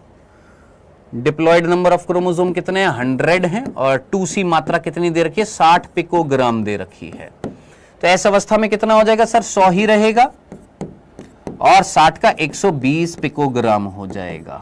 सेम टू सेम 100 रहेगा, 120 पिकोग्राम हो जाएगा।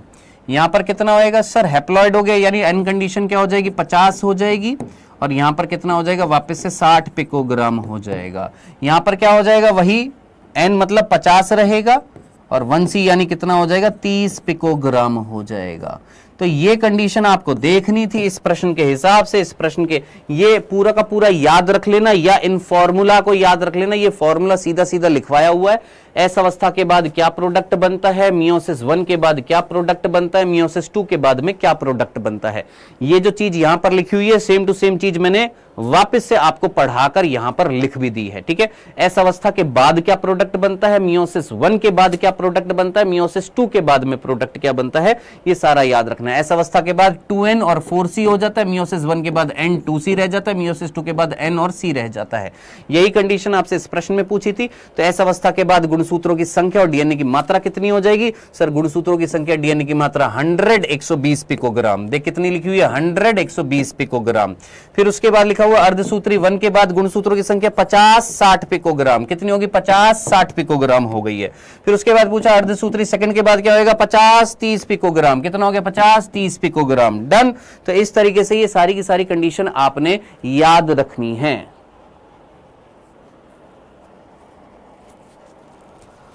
Done, clear. ये हमारा अर्धसूत्री विभाजन का एक हमने रूपरेखा तैयार कर ली है, ताकि आगे पढ़ते हुए अर्धसूत्री विभाजन की अवस्थाएं देखते हुए कंफ्यूजन ना हो। अगर ये चीज समझ में आ गई है, बस अब इस अर्धसूत्री विभाजन में ज्यादा कुछ बचा नहीं है। अगर आपको ये सारी की सारी कंडीशन जो है अगर ये समझ में आ गई है, बस अब इस अर्धसूत्री विभाजन में ज्यादा कॉम्प्लिकेटेड चीजें नहीं बची है, इजी इजी चीजें बची। अवस्थाएं आएंगी, उनमें क्या हो रहा है उन अवस्थाओं में वो पढ़ना है। हाँ जी, निखिल समझ में आ गया, बॉबी कुमार, दीपांशु। तो कृष्णा बाबू आपको बेटा ये फिर देखो टाइम लगेगा ना। अब यही सारी चीजें अगर 9 लेक्चर में कराई और यही सारी चीजें 2 लेक्चर में कराऊंगा तो ये रिवीजन है। रीस्टार्ट में हम क्या कर रहे हैं? रिवाइज कर रहे हैं।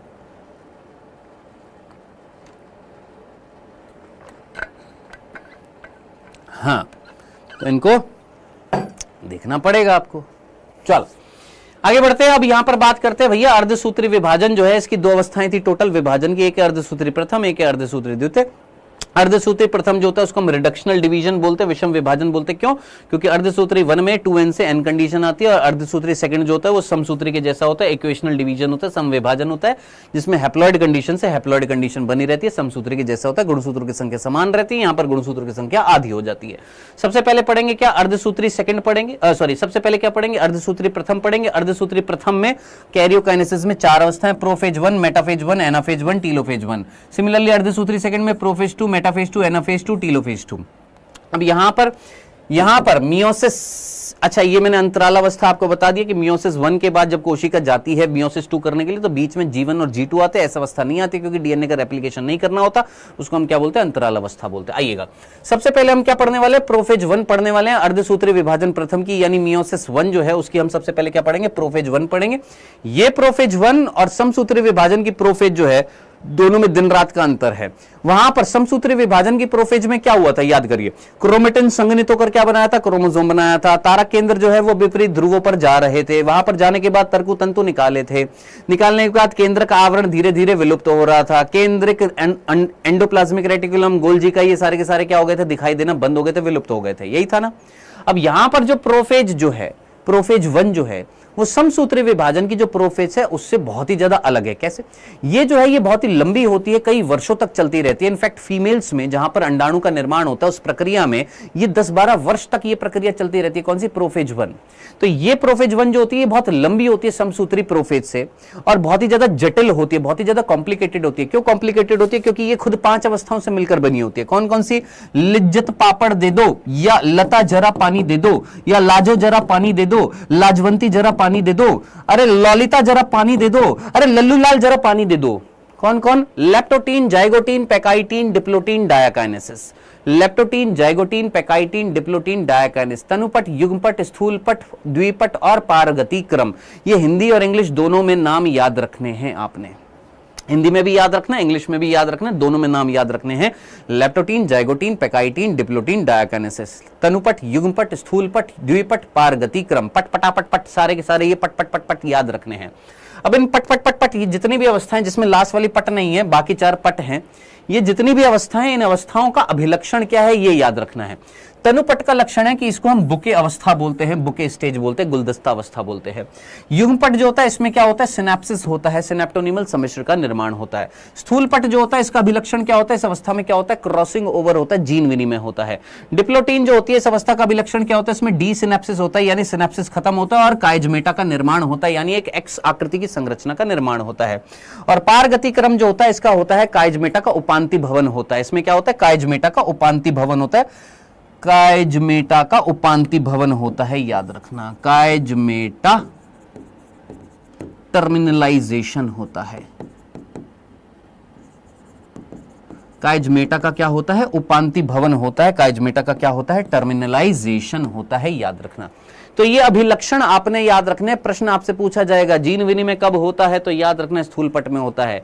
सिनेप्सिस कब दिखाई देते हैं, तो याद रखना युग्म पट में। सिनेप्सिस कब बनते हैं, युग्म पट में बनते हैं। दिखाई कब देते हैं, स्थूल पट। तो एक एक करके हम यहां पर अवस्था पढ़ेंगे। सबसे पहले पढ़ेंगे तनुपट, बहुत सिंपल सी, कुछ नहीं होने वाला तनुपट में, सीधा सीधा 2 बिंदु याद रखने हैं। तनुपट में सिर्फ और सिर्फ 2 बिंदु याद रखने। कौन से 2 बिंदु याद रखने, ध्यान से सुनना। सबसे पहला, यहां पर इस अवस्था में क्रोमैटिन जो है वो संघनित होकर क्या बनाता है, क्रोमोसोम बनाता है, और ये क्रोमोसोम जो है इस तरीके से यहां पर जुड़ जाते हैं और वी आकृति की संरचना बनाते हैं। और वी आकृति की संरचना गुलदस्ते जैसी संरचना होती है। जैसे आप में से कईयों ने कोशिश तो की होगी गुलदस्ता देने की, पता नहीं की कि नहीं करी। करना मत बेटा, अभी पढ़ाई कर लेना, बाद में गुलदस्ते दे लेना। ये गुलदस्ता जो होता है इस तरीके से फनल शेप की आकार की संरचना का होता है। पुष्प इस तरीके से लगे होते हैं, डंडियां नीचे होती है, यानी एक जगह से ये जुड़ी हुई होती है। उसी तरीके से ये सारे के सारे गुणसूत्र जो होते हैं ये इस आकृति की संरचना बना लेते हैं, जैसे लगता है क्या गुलदस्ता सा बन चुका है, किसके अंदर, कोशिका के अंदर। तो ये जो तनुपट जो होती है, इस तनुपट को हम गुलदस्ता अवस्था यानी बुके स्टेज बोलते हैं। क्यों बोलते हैं, क्योंकि यहां पर क्रोमेटिन पदार्थ संघनित होकर जो क्रोमोसोम बनाता है वो क्रोमोसोम अलाइंड हो जाते हैं, किस तरीके से लगे होते हैं, गुलदस्ते की आकृति में लगे होते हैं, इसलिए हम इसको क्या बोलते हैं, गुलदस्ता अवस्था बोलते हैं। चलिए, सिंपल सा था तनुपट, इससे कुछ ज्यादा भार नहीं आएगा। सिंपल ये बिंदु याद रखना, हमारी एनसीईआरटी में सिर्फ यही बताया हुआ है कि जो गुणसूत्रीय पदार्थ जो होता है, क्रोमेटिन जो होता है, वो संघनित होकर किसका निर्माण करता है, गुणसूत्र का निर्माण करता है, याद रखना। चलिए जनाब, लैप्टोटीन के बाद आता है जाइगोटीन। अब ये है बहुत इंपॉर्टेंट। क्यों सर बहुत इंपॉर्टेंट क्यों है, क्योंकि ध्यान से सुनिएगा, इसमें वर्ड आ रहा है युग्म, जिसको हम यहां पर बोल रहे हैं जायगो। जायगो वर्ड किससे है, जायगोट। युग्म का मतलब क्या होता है, पेयर, जोड़ा। यानी जायगोट भी किससे बनता है, 2 चीजों से मिलकर बनता है। यानी इस अवस्था में कहीं ना कहीं 2 चीजों से रिलेशन होएगा, इस अवस्था में कहीं ना कहीं 2 चीजों का कोई संबंध होएगा। अभी अभी याद कर, मैंने थोड़ी देर पहले तेरे को यहां पर पीछे कुछ समजात गुणसूत्रों के बारे में कुछ बताया था कि समजात गुणसूत्र क्या होता है। ये चीज मैंने तेरे को समझाने की कोशिश करी थी कि समजात गुणसूत्र क्या होते हैं। कहां समझाया था, मैं खुद ही भूल गया। ये रहा, क्या बताया था, समजात गुणसूत्र। ये 1-1 समझाता है, 2-2 समझाता है। डन। तो इस अवस्था में पर्टिकुलरली जाइगोटीन अवस्था में जो समजात गुणसूत्र जो होते हैं वो एक दूसरे के पास पास आ जाते हैं। कौन, समजात गुणसूत्र। जैसे ये समजात गुणसूत्र है, ये 1 है, ये 1 है, ठीक है। ये पापा का 1 है, ये मम्मी का 1 है, ये मम्मी का 1 है, ये पापा का 1 है, जिसका भी 1-1 है। ये दोनों समजात गुणसूत्र हैं। अब जरा सोच, इस गुणसूत्र में ये भुजा क्या कहलाएंगी, सिस्टर। ये भुजा, ये दोनों क्या कहलाएंगी, सिस्टर। ये दोनों क्या कहलाएंगी, सिस्टर। अरे मैं एक पापा हूं, मेरे पापा की 2 बेटियां हैं, तो दोनों बेटियां क्या कहलाएंगी, सिस्टर। मैं एक पापा हूं, मेरी 2 बच्चियां हैं, दोनों क्या कहलाएंगी, सिस्टर। अब मैं पापा और कोई दूसरा पापा, उसकी बेटी और मेरी बेटी, दोनों क्या कहलाएंगी, नॉन सिस्टर। तो ये भुजा क्या कहला रही है, नॉन सिस्टर। ये भुजा क्या कहला रही है, नॉन सिस्टर। ये दोनों सिस्टर। डन। ये कौन है, समजात गुणसूत्र है। अब भैया ये समजात गुणसूत्र उठाकर अगर मैं इसके ऊपर रख दूं, कैसे सर, देख इधर देख। ये मैंने बोला ये मेरा गुणसूत्र है, कौन सा भैया, ये है गुणसूत्र पहला। कौन है, ये गुणसूत्र पहला है। और ये जो गुणसूत्र है ये भी पहला है। ये पहला जो है ये है किसका, मम्मी का। मान लो फर्स्ट है, ये किसका है, मदर का है। मदर लाल रंग से दिखाया है क्योंकि मदर जो है बेचारी बहुत परेशान रहती है, बालक बहुत परेशान करते हैं तो गुस्से से लाल रहती है। कौन, मदर। ये बेचारा सफेद आदमी है, गऊ आदमी है। कौन, ये फादर। आप बोलोगे सर आप फादर हो इसलिए बोल रहे हो, हाँ इसलिए बोल रहा हूं। तो ये है बेचारा, ये लाल उबलती हुई मदर, और ये बेचारा गऊ सा आदमी, कौन, फादर। ठीक है, हमने बोला ये दोनों क्रोमोसोम 1 है, ये भी 1 है, ये भी 1 है। ठीक है, अब ये क्रोमोसोम 1, ये क्रोमोसोम 1, ठीक है, इसकी ये भुजा और ये भुजा, इन दोनों की, ये लाल वाली और ये सफेद वाली, ये भुजाओं को अगर मैं देखूं तो ये क्या कहलाएंगी, नॉन सिस्टर कहलाएंगी। सोच, ये वाली भुजा, ये वाली भुजा, ये वाली भुजा, ये वाली भुजा, सिस्टर है कि नॉन सिस्टर भाई। लाल लाल सिस्टर, सफेद सफेद सिस्टर, लाल सफेद नॉन सिस्टर। हमने बोला कि भैया हमने इसको उठाकर युग्म पट के अंदर, किसके अंदर, युग्म पट के अंदर इसको उठाकर इसके ऊपर डाल दिया। तब आप मुझे बताइएगा, लॉजिकली जरा दिमाग लगाइए, सोच समझकर मुझे बताइएगा, ये कंडीशन जब आपने देखी, ये कंडीशन जब आपने देखी, सुनना, ये कंडीशन जब आपने देखी,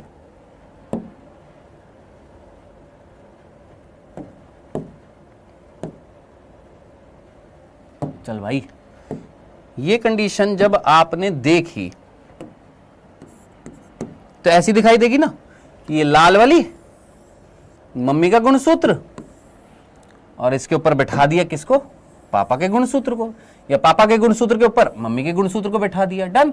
अब आप मुझे बताइएगा लॉजिकली अगर देखें तो यहां पर ये जो संरचना जो आपको यहां पर बनती हुई दिखाई दे रही है, स्ट्रक्चर को अगर हम देखें, ये स्ट्रक्चर, क्या यहां पर दो चीजों के बीच में मिश्रण हो रहा है, दो चीजें जो है आपस में जुड़ रही है, दो चीजों के बीच में पेयरिंग हो रही है, दो चीजें संलग्न हो रही है, दो चीजों के बीच में लग्न हो रहा है, दो चीजों के बीच में कहीं ना कहीं पेयरिंग हो रही है, युग्म बन रहा है, जोड़ा बन रहा है। हाँ सर, किसके बीच में बन रहा है सर? समजात गुणसूत्रों के बीच में क्या बन रहा था सर? जोड़ा बन रहा था। ये जो समजात गुणसूत्र हैं ये आपस में क्या कर रहे हैं? जोड़े बना लिए। सोच, इन समजात गुणसूत्रों के बीच में फ्यूजन किसके बीच में हो रहा है? सोच, ये लाल और ये सफेद, ये कौन है सर? ये हमारी असंतति गुणसूत्र हैं। कौन है ये? हमारी असंतति अर्ध गुणसूत्र हैं। ये लाल सफेद ये कौन है सर? ये हमारी असंतति अर्ध गुणसूत्र है। इनके बीच में क्या हो रही है सर? पेयरिंग हो रही है। इसी पेयरिंग को हम क्या बोलते हैं? सिनेप्सिस बोलते हैं। इसी को ही हम क्या बोलते हैं? सिनेप्सिस बोलते हैं। इस प्रक्रिया को हम क्या बोलते हैं? सिनेप्सिस बोलते हैं। और उससे बनी हुई ये जो संरचना जो होती है इसको सिनेप्टोनीमल सम्मिश्र बोल दीजिए, या इसको हम सिनेप्टोनीमल कॉम्प्लेक्स बोल देते हैं। इसको हम क्या बोलते हैं? सिनेप्टोनीमल कॉम्प्लेक्स बोल देते हैं, या इसको हम युगली बोल देते हैं, युगली जिसको हम बाइवेलेंट बोलते हैं, या इसको हम बोल देते हैं चतुष्क।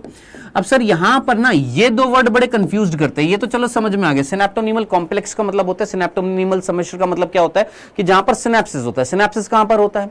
एक वर्ड होता है सिनेप्स, जो तंत्रिकाओं के बीच में भी क्या होता है? दो तंत्रिकाएं जहां पर एक दूसरे से जुड़ती है उसको हम क्या बोलते हैं? सिनेप्स बोलते हैं। जो यहां पर मैंने बताया भी हुआ, अगर आप ध्यान से देखें यहां पर मैंने समझाया भी, ये तंत्रिका, इस तंत्रिका का ये वाला भाग जो होता है इसको हम क्या बोलते हैं? दुम्राशय बोलते हैं। और इस तंत्रिका के इस भाग को हम क्या बोलते हैं? सॉरी, इस तंत्रिका के भाग को हम क्या बोलते हैं? तंत्रिकाक्ष बोलते हैं। इस तंत्रिका के भाग को हम क्या बोलते हैं? दुम्राशय बोलते हैं। जहां पर एक दूसरे से जुड़ती है उसको हम क्या बोलते हैं? सिनेप्स।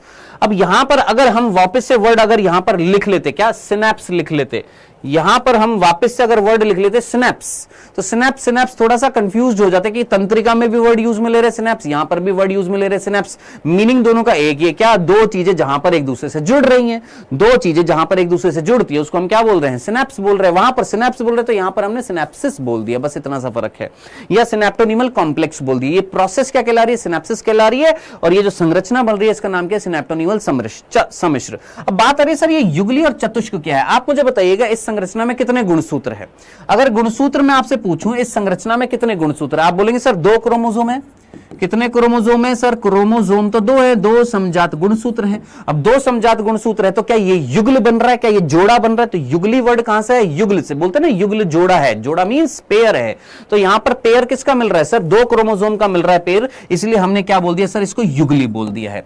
अब इसी संरचना को हम चतुष्क बोल रहे हैं। क्यों चतुष्क बोल रहे हैं? थोड़ा लॉजिकली जरा दिमाग लगा मेरे भाई। ये एक क्रोमेटिड है, ये एक क्रोमेटिड है, ये एक क्रोमेटिड है, ये एक क्रोमेटिड है। क्रोमेटिड मींस अर्ध गुणसूत्र। सोच, इस क्रोमोसोम में 2 क्रोमेटिड, इस क्रोमोसोम में 2 क्रोमेटिड। जब ये उठाकर इसके ऊपर रखूंगा तो इस संरचना के अंदर टोटल क्रोमेटिड कितने हैं? अर्ध गुणसूत्र कितने हैं? तो हम बोलेंगे सर यहां पर 4, यहां पर 4 क्या है? क्रोमेटिड हैं।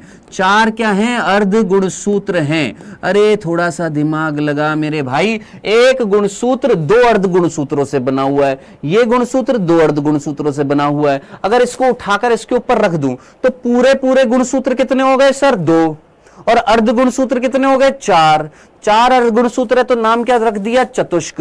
पूरे गुणसूत्र कितने हैं? 2, तो क्या नाम रख दिया? युगली। तो ये जो संरचना है इसको हम बाइवेलेंट यानी युगली बोलते हैं, और टेट्राड यानी चतुष्क बोलते हैं, और सिनेप्टोनीमल सम्मिश्र भी बोल दिया जाता है। इस प्रक्रिया को हम क्या बोलते हैं? सिनेप्सिस बोलते हैं। दोस्त ये सारी कंडीशन किसमें होती है? ये होती है हमारे युग्म पट में होती है। तो याद रखना, जहां पर चतुष्क, युगली, सिनेप्टोनीमल सम्मिश्र कहा जाता है इस संरचना को, जहां पर क्या मिल रहा है? 4 अर्ध गुणसूत्र मिल रहे हैं, 2 गुणसूत्र मिल रहे हैं, समजात गुणसूत्र, और क्या हो रहा है सर? सिनेप्सिस हो रहा है। ये हो रहा है हमारा किसमें? युग्म पट में। डन। नेक्स्ट अवस्था जो आती है उसका नाम होता है स्थूल पट, जो बहुत इंपॉर्टेंट है, पैकाइटिन है। अब सर पैकाइटिन को हम स्थूल पट बोल रहे हैं। स्थूल का मतलब क्या होता है? फूला हुआ भाग। स्थूलन का मतलब क्या होता है? स्थूल पट में स्थूल वर्ड का मतलब क्या होता है? फूला हुआ भाग। स्थूल पट में स्थूल का मतलब क्या होता है? फूला हुआ भाग। दोस्त यहां पर, यहां तक की बात तुमको समझ में आ गई? जरा जल्दी से मुझे बताना।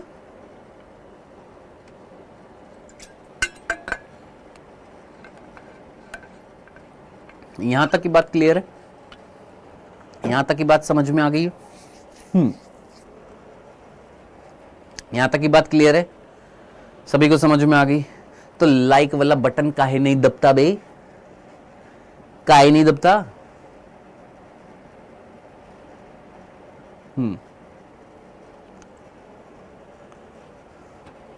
पट पटापट पढ़ रहे हैं सर, बहुत ही बढ़िया। चलो अभी स्थूल पट पढ़ेंगे। हाँ जी, ये काहे नहीं दबता? ये क्यों नहीं दबता है ये? सर दबेगा सर, बाद में दबेगा, बाद में पढ़ा दे फिर तुमको। चलो आइए, नेक्स्ट इज स्थूल पट, जिसको हम क्या बोल रहे हैं? पैकाइटिन अवस्था बोल रहे हैं। सर इस पैकाइटिन अवस्था में क्या होता है? इस पैकाइटिन अवस्था में होता है क्या? स्थूलन होता है। स्थूल का मतलब होता है फूला हुआ भाग। स्थूल का मतलब होता है फूला हुआ भाग।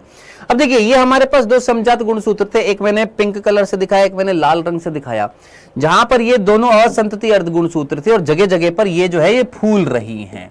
क्यों फूल रही है? क्योंकि यहां पर बीच में कुछ गांठों का निर्माण हो रहा है। किसका निर्माण हो रहा है? कुछ गांठों का निर्माण हो रहा है, कुछ ग्रंथियों का निर्माण हो रहा है, कुछ नोड्यूल्स का फॉर्मेशन हो रहा है। नोड्यूल्स का मतलब फूला हुआ भाग है, गंठिल भाग होता है, फूला हुआ भाग होता है, जिनको हम पुनर्योजन ग्रंथि का बोलते हैं, रिकॉम्बिनेशन नोड्यूल बोलते हैं। अब सर ये जो रिकॉम्बिनेशन नोड्यूल जो यहां पर बन रही है, ये रिकॉम्बिनेशन नोड्यूल है क्या? तो कुल मिलाकर यहां पर असंतति अर्ध गुणसूत्र जो है, कौन बेटा ध्यान से सुनना, असंतति अर्ध गुणसूत्र, असंतति, एक ये पिंक और एक ये लाल, क्या है? असंतति अर्ध गुणसूत्र है। इनके बीच में एंजाइम आकर फंसने लग जाते हैं। जब एंजाइम आकर फंसने लग जाते हैं तो वो जगह फूल जाती है। इसीलिए इस अवस्था को हमने क्या बोला? स्थूल पट बोला, क्योंकि स्थूलन हो रहा है, ग्रंथिकाएं बन रही हैं। अब ये ग्रंथिकाएं जो होती है किससे बनी होती है? एंजाइम से बनी होती है। बेसिकली यहाँ पर दो एंजाइम होते हैं, हालांकि हमारी एनसीईआरटी में नहीं लिखा हुआ है, बस ये वर्ड लिखा हुआ है। यहां पर दो एंजाइम होते हैं, एक होता है एंडोन्यूक्लियस और एक होता है लाइगेज। एंडोन्यूक्लियस क्या करते हैं सर? काटने का काम करते हैं और एक्सचेंज करने का काम करते हैं, और लाइगेज जो है जोड़ने का काम करते हैं।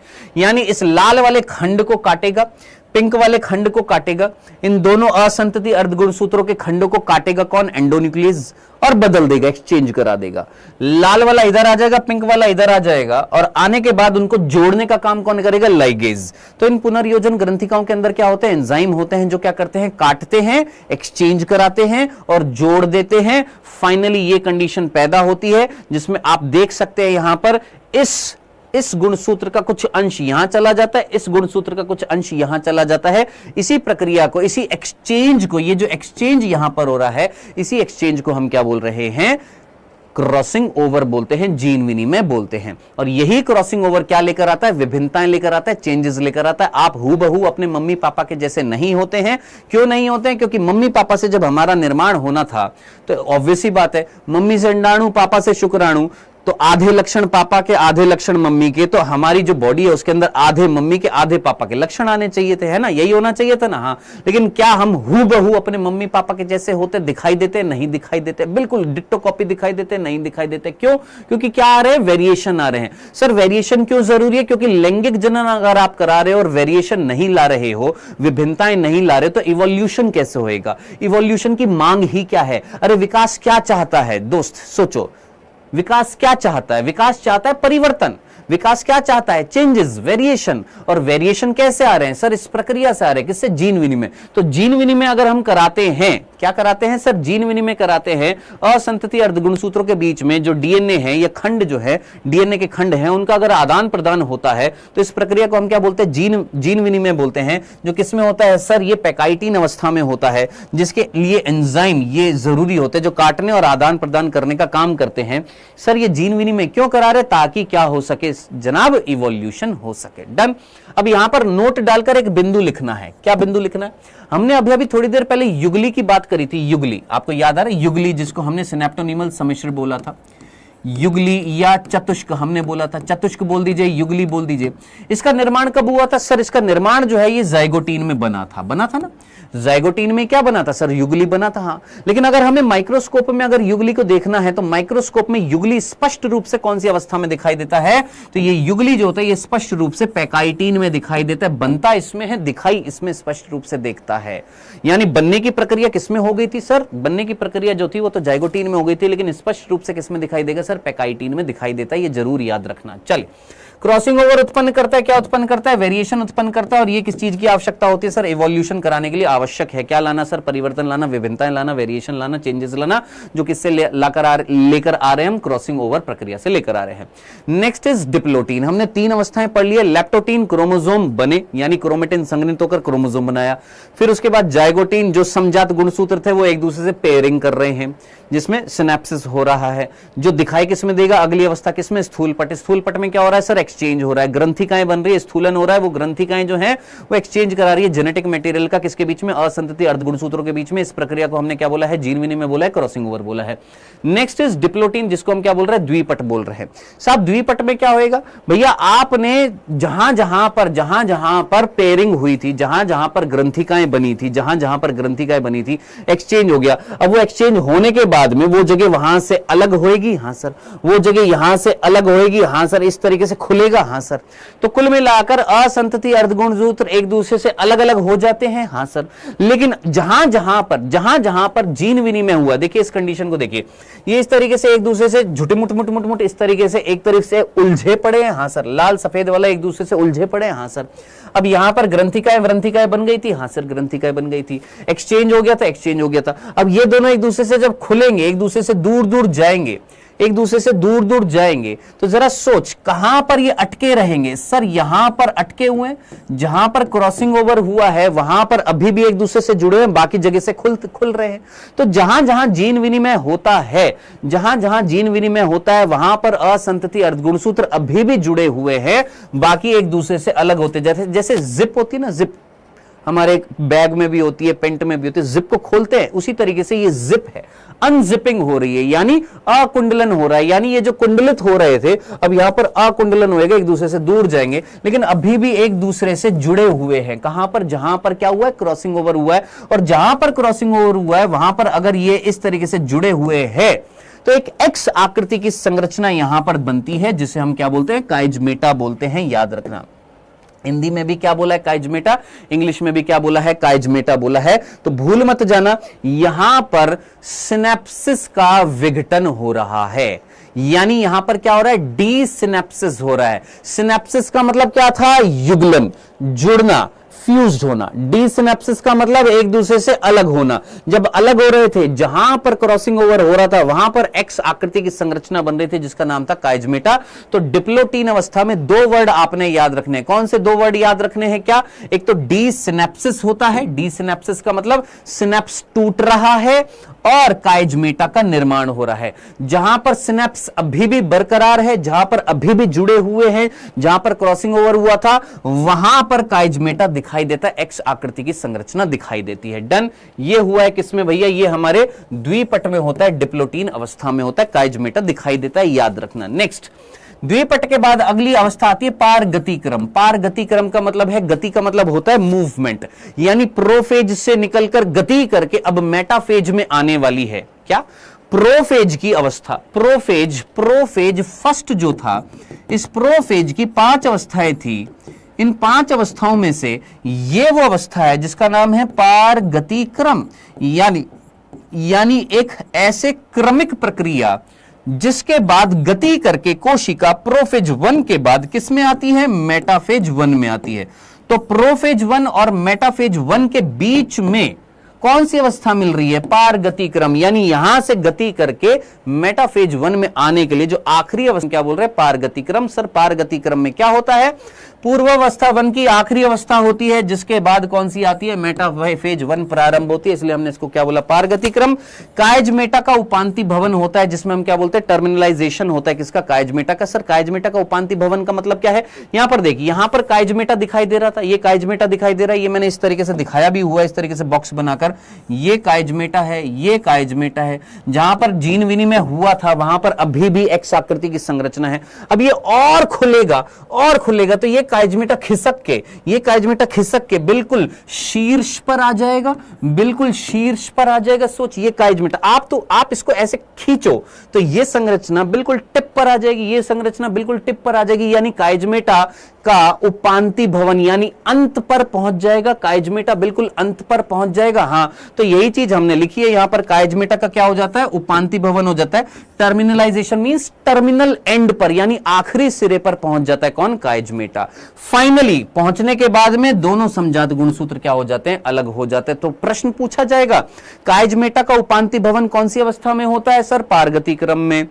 उसके बाद कायजमेटा कहां पर दिखता है? याद रखना डिप्लोटीन यानी द्विपट में दिखाई देता है।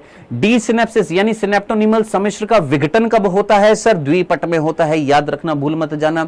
युग्म पट में क्या होता है भैया? युग्म पट जो सॉरी स्थूल पट में क्या होता है? क्रॉसिंग ओवर होता है, और जो सिनेप्टोनिमल सम्मिश्र है वो स्पष्ट रूप से दिखाई देता है, याद रखना, भूल मत जाना।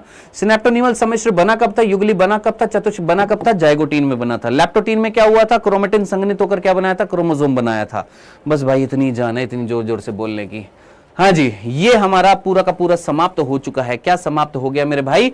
ये हमारा समाप्त हो गया प्रोफेज 1। सर उपांति भवन का मतलब क्या होता है? उपांति भवन छोड़ तू, उपांति भवन में वर्ड कहीं अंत वर्ड, उपांत अंत कहीं आ रहा है, इसमें वर्ड मीनिंग आ रहा है अंत, अंत अंत वर्ड यहां पर आ रहा है। चलो ठीक है, अंत भी नहीं आ रहा, तो इस अंग्रेजी के वर्ड को सोच। टर्मिनलाइजेशन, मैंने तेरे से पूछा टर्मिनल एंड क्या होता है? टर्मिनल का मतलब क्या होता है? लास्ट भाग, सिरा, सिंपल शब्दों में। अंत का मतलब एंड, सिरा। जरा इमेजिन कर किंग अविनाश, क्या यहां पर कायजमेटा जो है इसको अगर मैं खोलूंगा, खींचूंगा, इस तरीके से दोनों गुणसूत्र अगर खींचेंगे तो ये संरचना एंड पर पहुंच जाएगी, एंड पर पहुंच जाएगी। तो कायजमेटा कहां पर आ रहा है? अंतिम भाग में आ रहा है कि नहीं आ रहा है? तो कायजमेटा अंतिम भाग में आ रहा है, यानी उसका उपांत हो रहा है, यानी वो टर्मिनल एंड पर आ रहा है। ये है कायजमेटा का टर्मिनलाइजेशन। हाँ जी सर, क्रॉसिंग ओवर दो नॉन सिस्टर क्रोमेटिड के बीच होता है या चारों नॉन सिस्टर क्रोमेटिड के बीच में होता है? तेरे को चार नॉन सिस्टर क्रोमेटिड कौन से दिख रहे हैं मेरे लल्लू लाल? हेले बोंदू लाल, हेले बोंदू लाल हैं? सोच, ये एक क्रोमेटिड देख, एक तेरे को सफेद रंग का क्रोमेटिड दिख रहा है, हाँ सर। एक तेरे को ये लाल रंग का क्रोमेटिड दिख रहा है, हाँ सर। दो क्रोमेटिड ये हो गए नॉन सिस्टर। अरे मेरे भाई ये सोच, ये वाला भाग जो है लल्लू लाल, ये वाला भाग ये उठकर इसके ऊपर आएगा, तो इसके और इसके बीच में, इसके और इसके बीच में एक्सचेंज होएगा, हाँ सर। ये वाला उठकर इसके ऊपर आ रहा है, तो इसके और इसके बीच में एक्सचेंज हो रहा है। और कैसे बताऊं मेरे भाई, ये मेरे पास ये दो उंगलियां हैं, ठीक है, ये दो उंगलियां हैं, ठीक है, और ये भी हैं। अब ये इसके ऊपर बैठ जाएंगी तो इन दोनों के बीच में एक्सचेंज होएगा और इन दोनों के बीच में एक्सचेंज होएगा। डन? क्लियर है? ओके, चलो जी आगे बढ़ते बेटा। यहां पर ये हमारा क्या हो चुका है? प्रोफेज 1 हो चुकी है। प्रोफेज 1 का डायकाइनेसिस हो चुका है। डायकाइनेसिस के बाद में अब इसके बाद अगली अवस्था जो होती है, अच्छा सुनो सुनो, डायकाइनेसिस में और भी चीजें होने वाली है। सर और क्या होएगा? और लास्ट में क्या होएगा? केंद्रक आवरण विघटित हो जाएगा, केंद्रिक एंडोप्लाज्मिक रेटिकुलम गोल्जिकाए दिखाई नहीं देंगे, तारक केंद्र ध्रुव पर पहुंच जाएंगे और क्या निकालेंगे? तर्कु तंतु निकालेंगे। तो दोस्त ध्यान रखना, भूल मत जाना, पारगति क्रम में बहुत सारी चीजें हो रही हैं। किसमें? डायकाइनेसिस में। क्या? कायजमेटा सिरे पर पहुंच जाते हैं, टर्मिनलाइजेशन हो जाता है, और फाइनली समजात गुणसूत्र एक दूसरे से अलग हो जाते हैं। एक तो ये चीज याद रखनी है, क्या कि कायजमेटा सिरे पर पहुंचते हैं, फिर उसके बाद में समजात गुणसूत्र अलग हो जाते हैं। जैसे ये कंडीशन हो जाती है उसके बाद में केंद्रक आवरण विघटित हो जाता है, कोशिकांग विलुप्त हो जाते हैं, एंडोप्लाज्मिक रेटिकुलम, केंद्रक और हमारा गोल्जिकाए, और तारक केंद्र ध्रुवों पर पहुंचकर क्या निकालना स्टार्ट कर देते हैं? तर्कु तंतु निकालना स्टार्ट कर देते हैं। तो ये कंडीशन होती है किस चीज में भैया? हमारे प्रोफेज 1 की डायाकाइनेसिस में।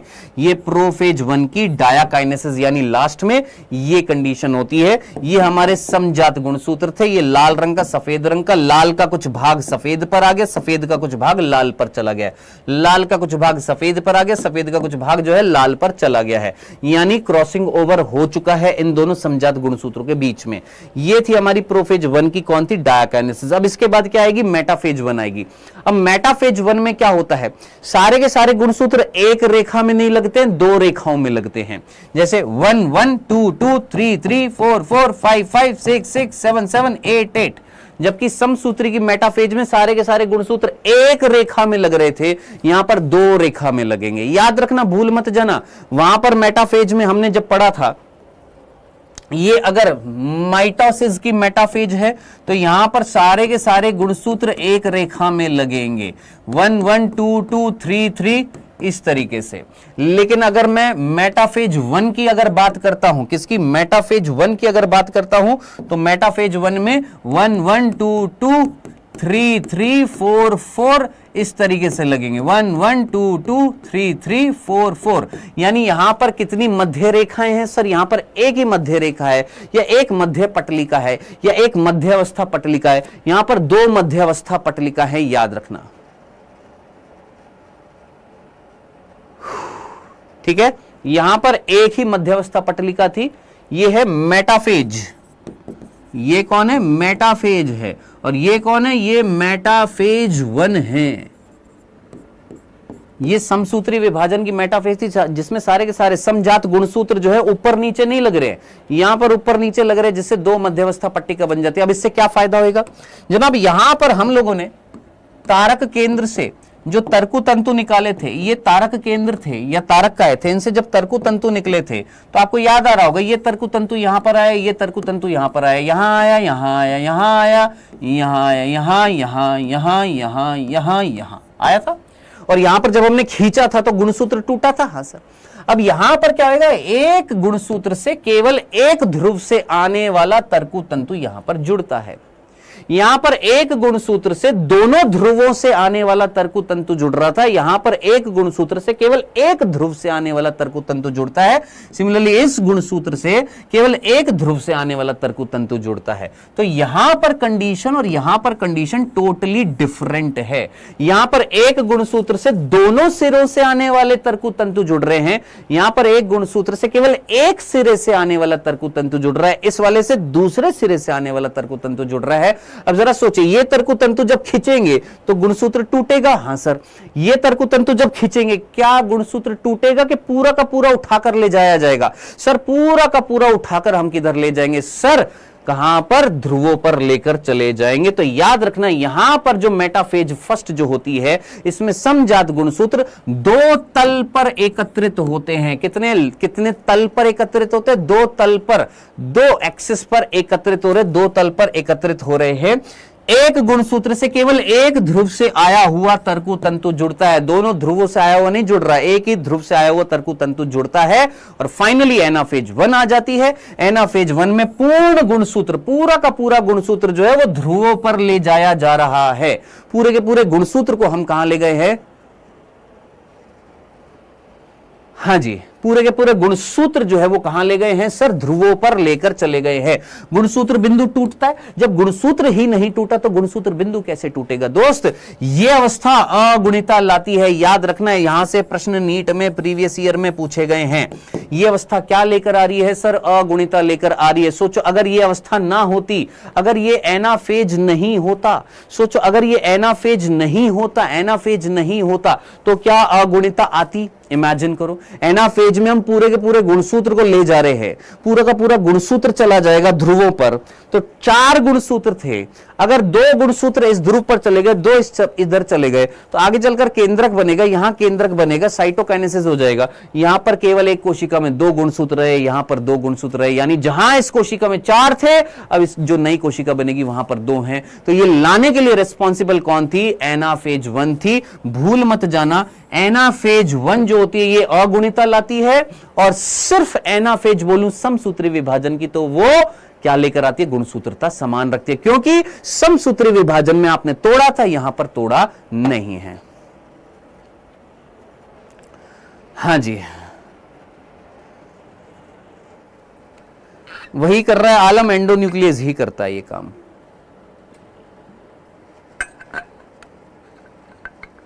एंडोन्यूक्लियस जो होते हैं उसके कई सारे प्रकार होते हैं दोस्त, कई सारे टाइप्स होते हैं। ठीक है, चलो डन। ये थी हमारी एनाफेज 1। अब इसके बाद हो जाएगी टीलोफेज 1। टीलोफेज 1 में क्या होगा दोस्त, आप अच्छे तरीके से जानते हैं, सेम टू सेम माइटोसिस के जैसा आएगा। केंद्र का आवरण बन जाएगा, केंद्र का आ जाएगा, एंडोप्लाज्मिक रेटिकुलम आ जाएगा, गोल्जी काय आ जाएगा, गुणसूत्रों की पहचान फिर से समाप्त हो जाएंगी, फिर से वो फैल जाएंगे और क्या बन जाएगा, क्रोमेटिन बन जाएगा। अब इसके बाद में क्या आएगा गुरु, मियोसिस सेकंड जो है वो स्टार्ट हो जाएगा और मियोसिस सेकंड जो है वो बिल्कुल माइटोसिस के जैसा होता है।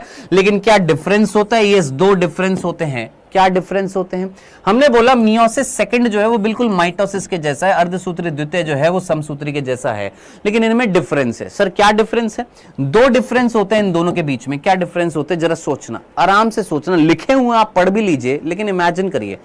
आपने समसूत्री विभाजन पढ़ा, हाँ सर समसूत्री विभाजन पढ़ा। समसूत्री विभाजन जिन गुणसूत्रों में हो रहा था, क्या उनमें जीन विनिमय हुआ था क्या?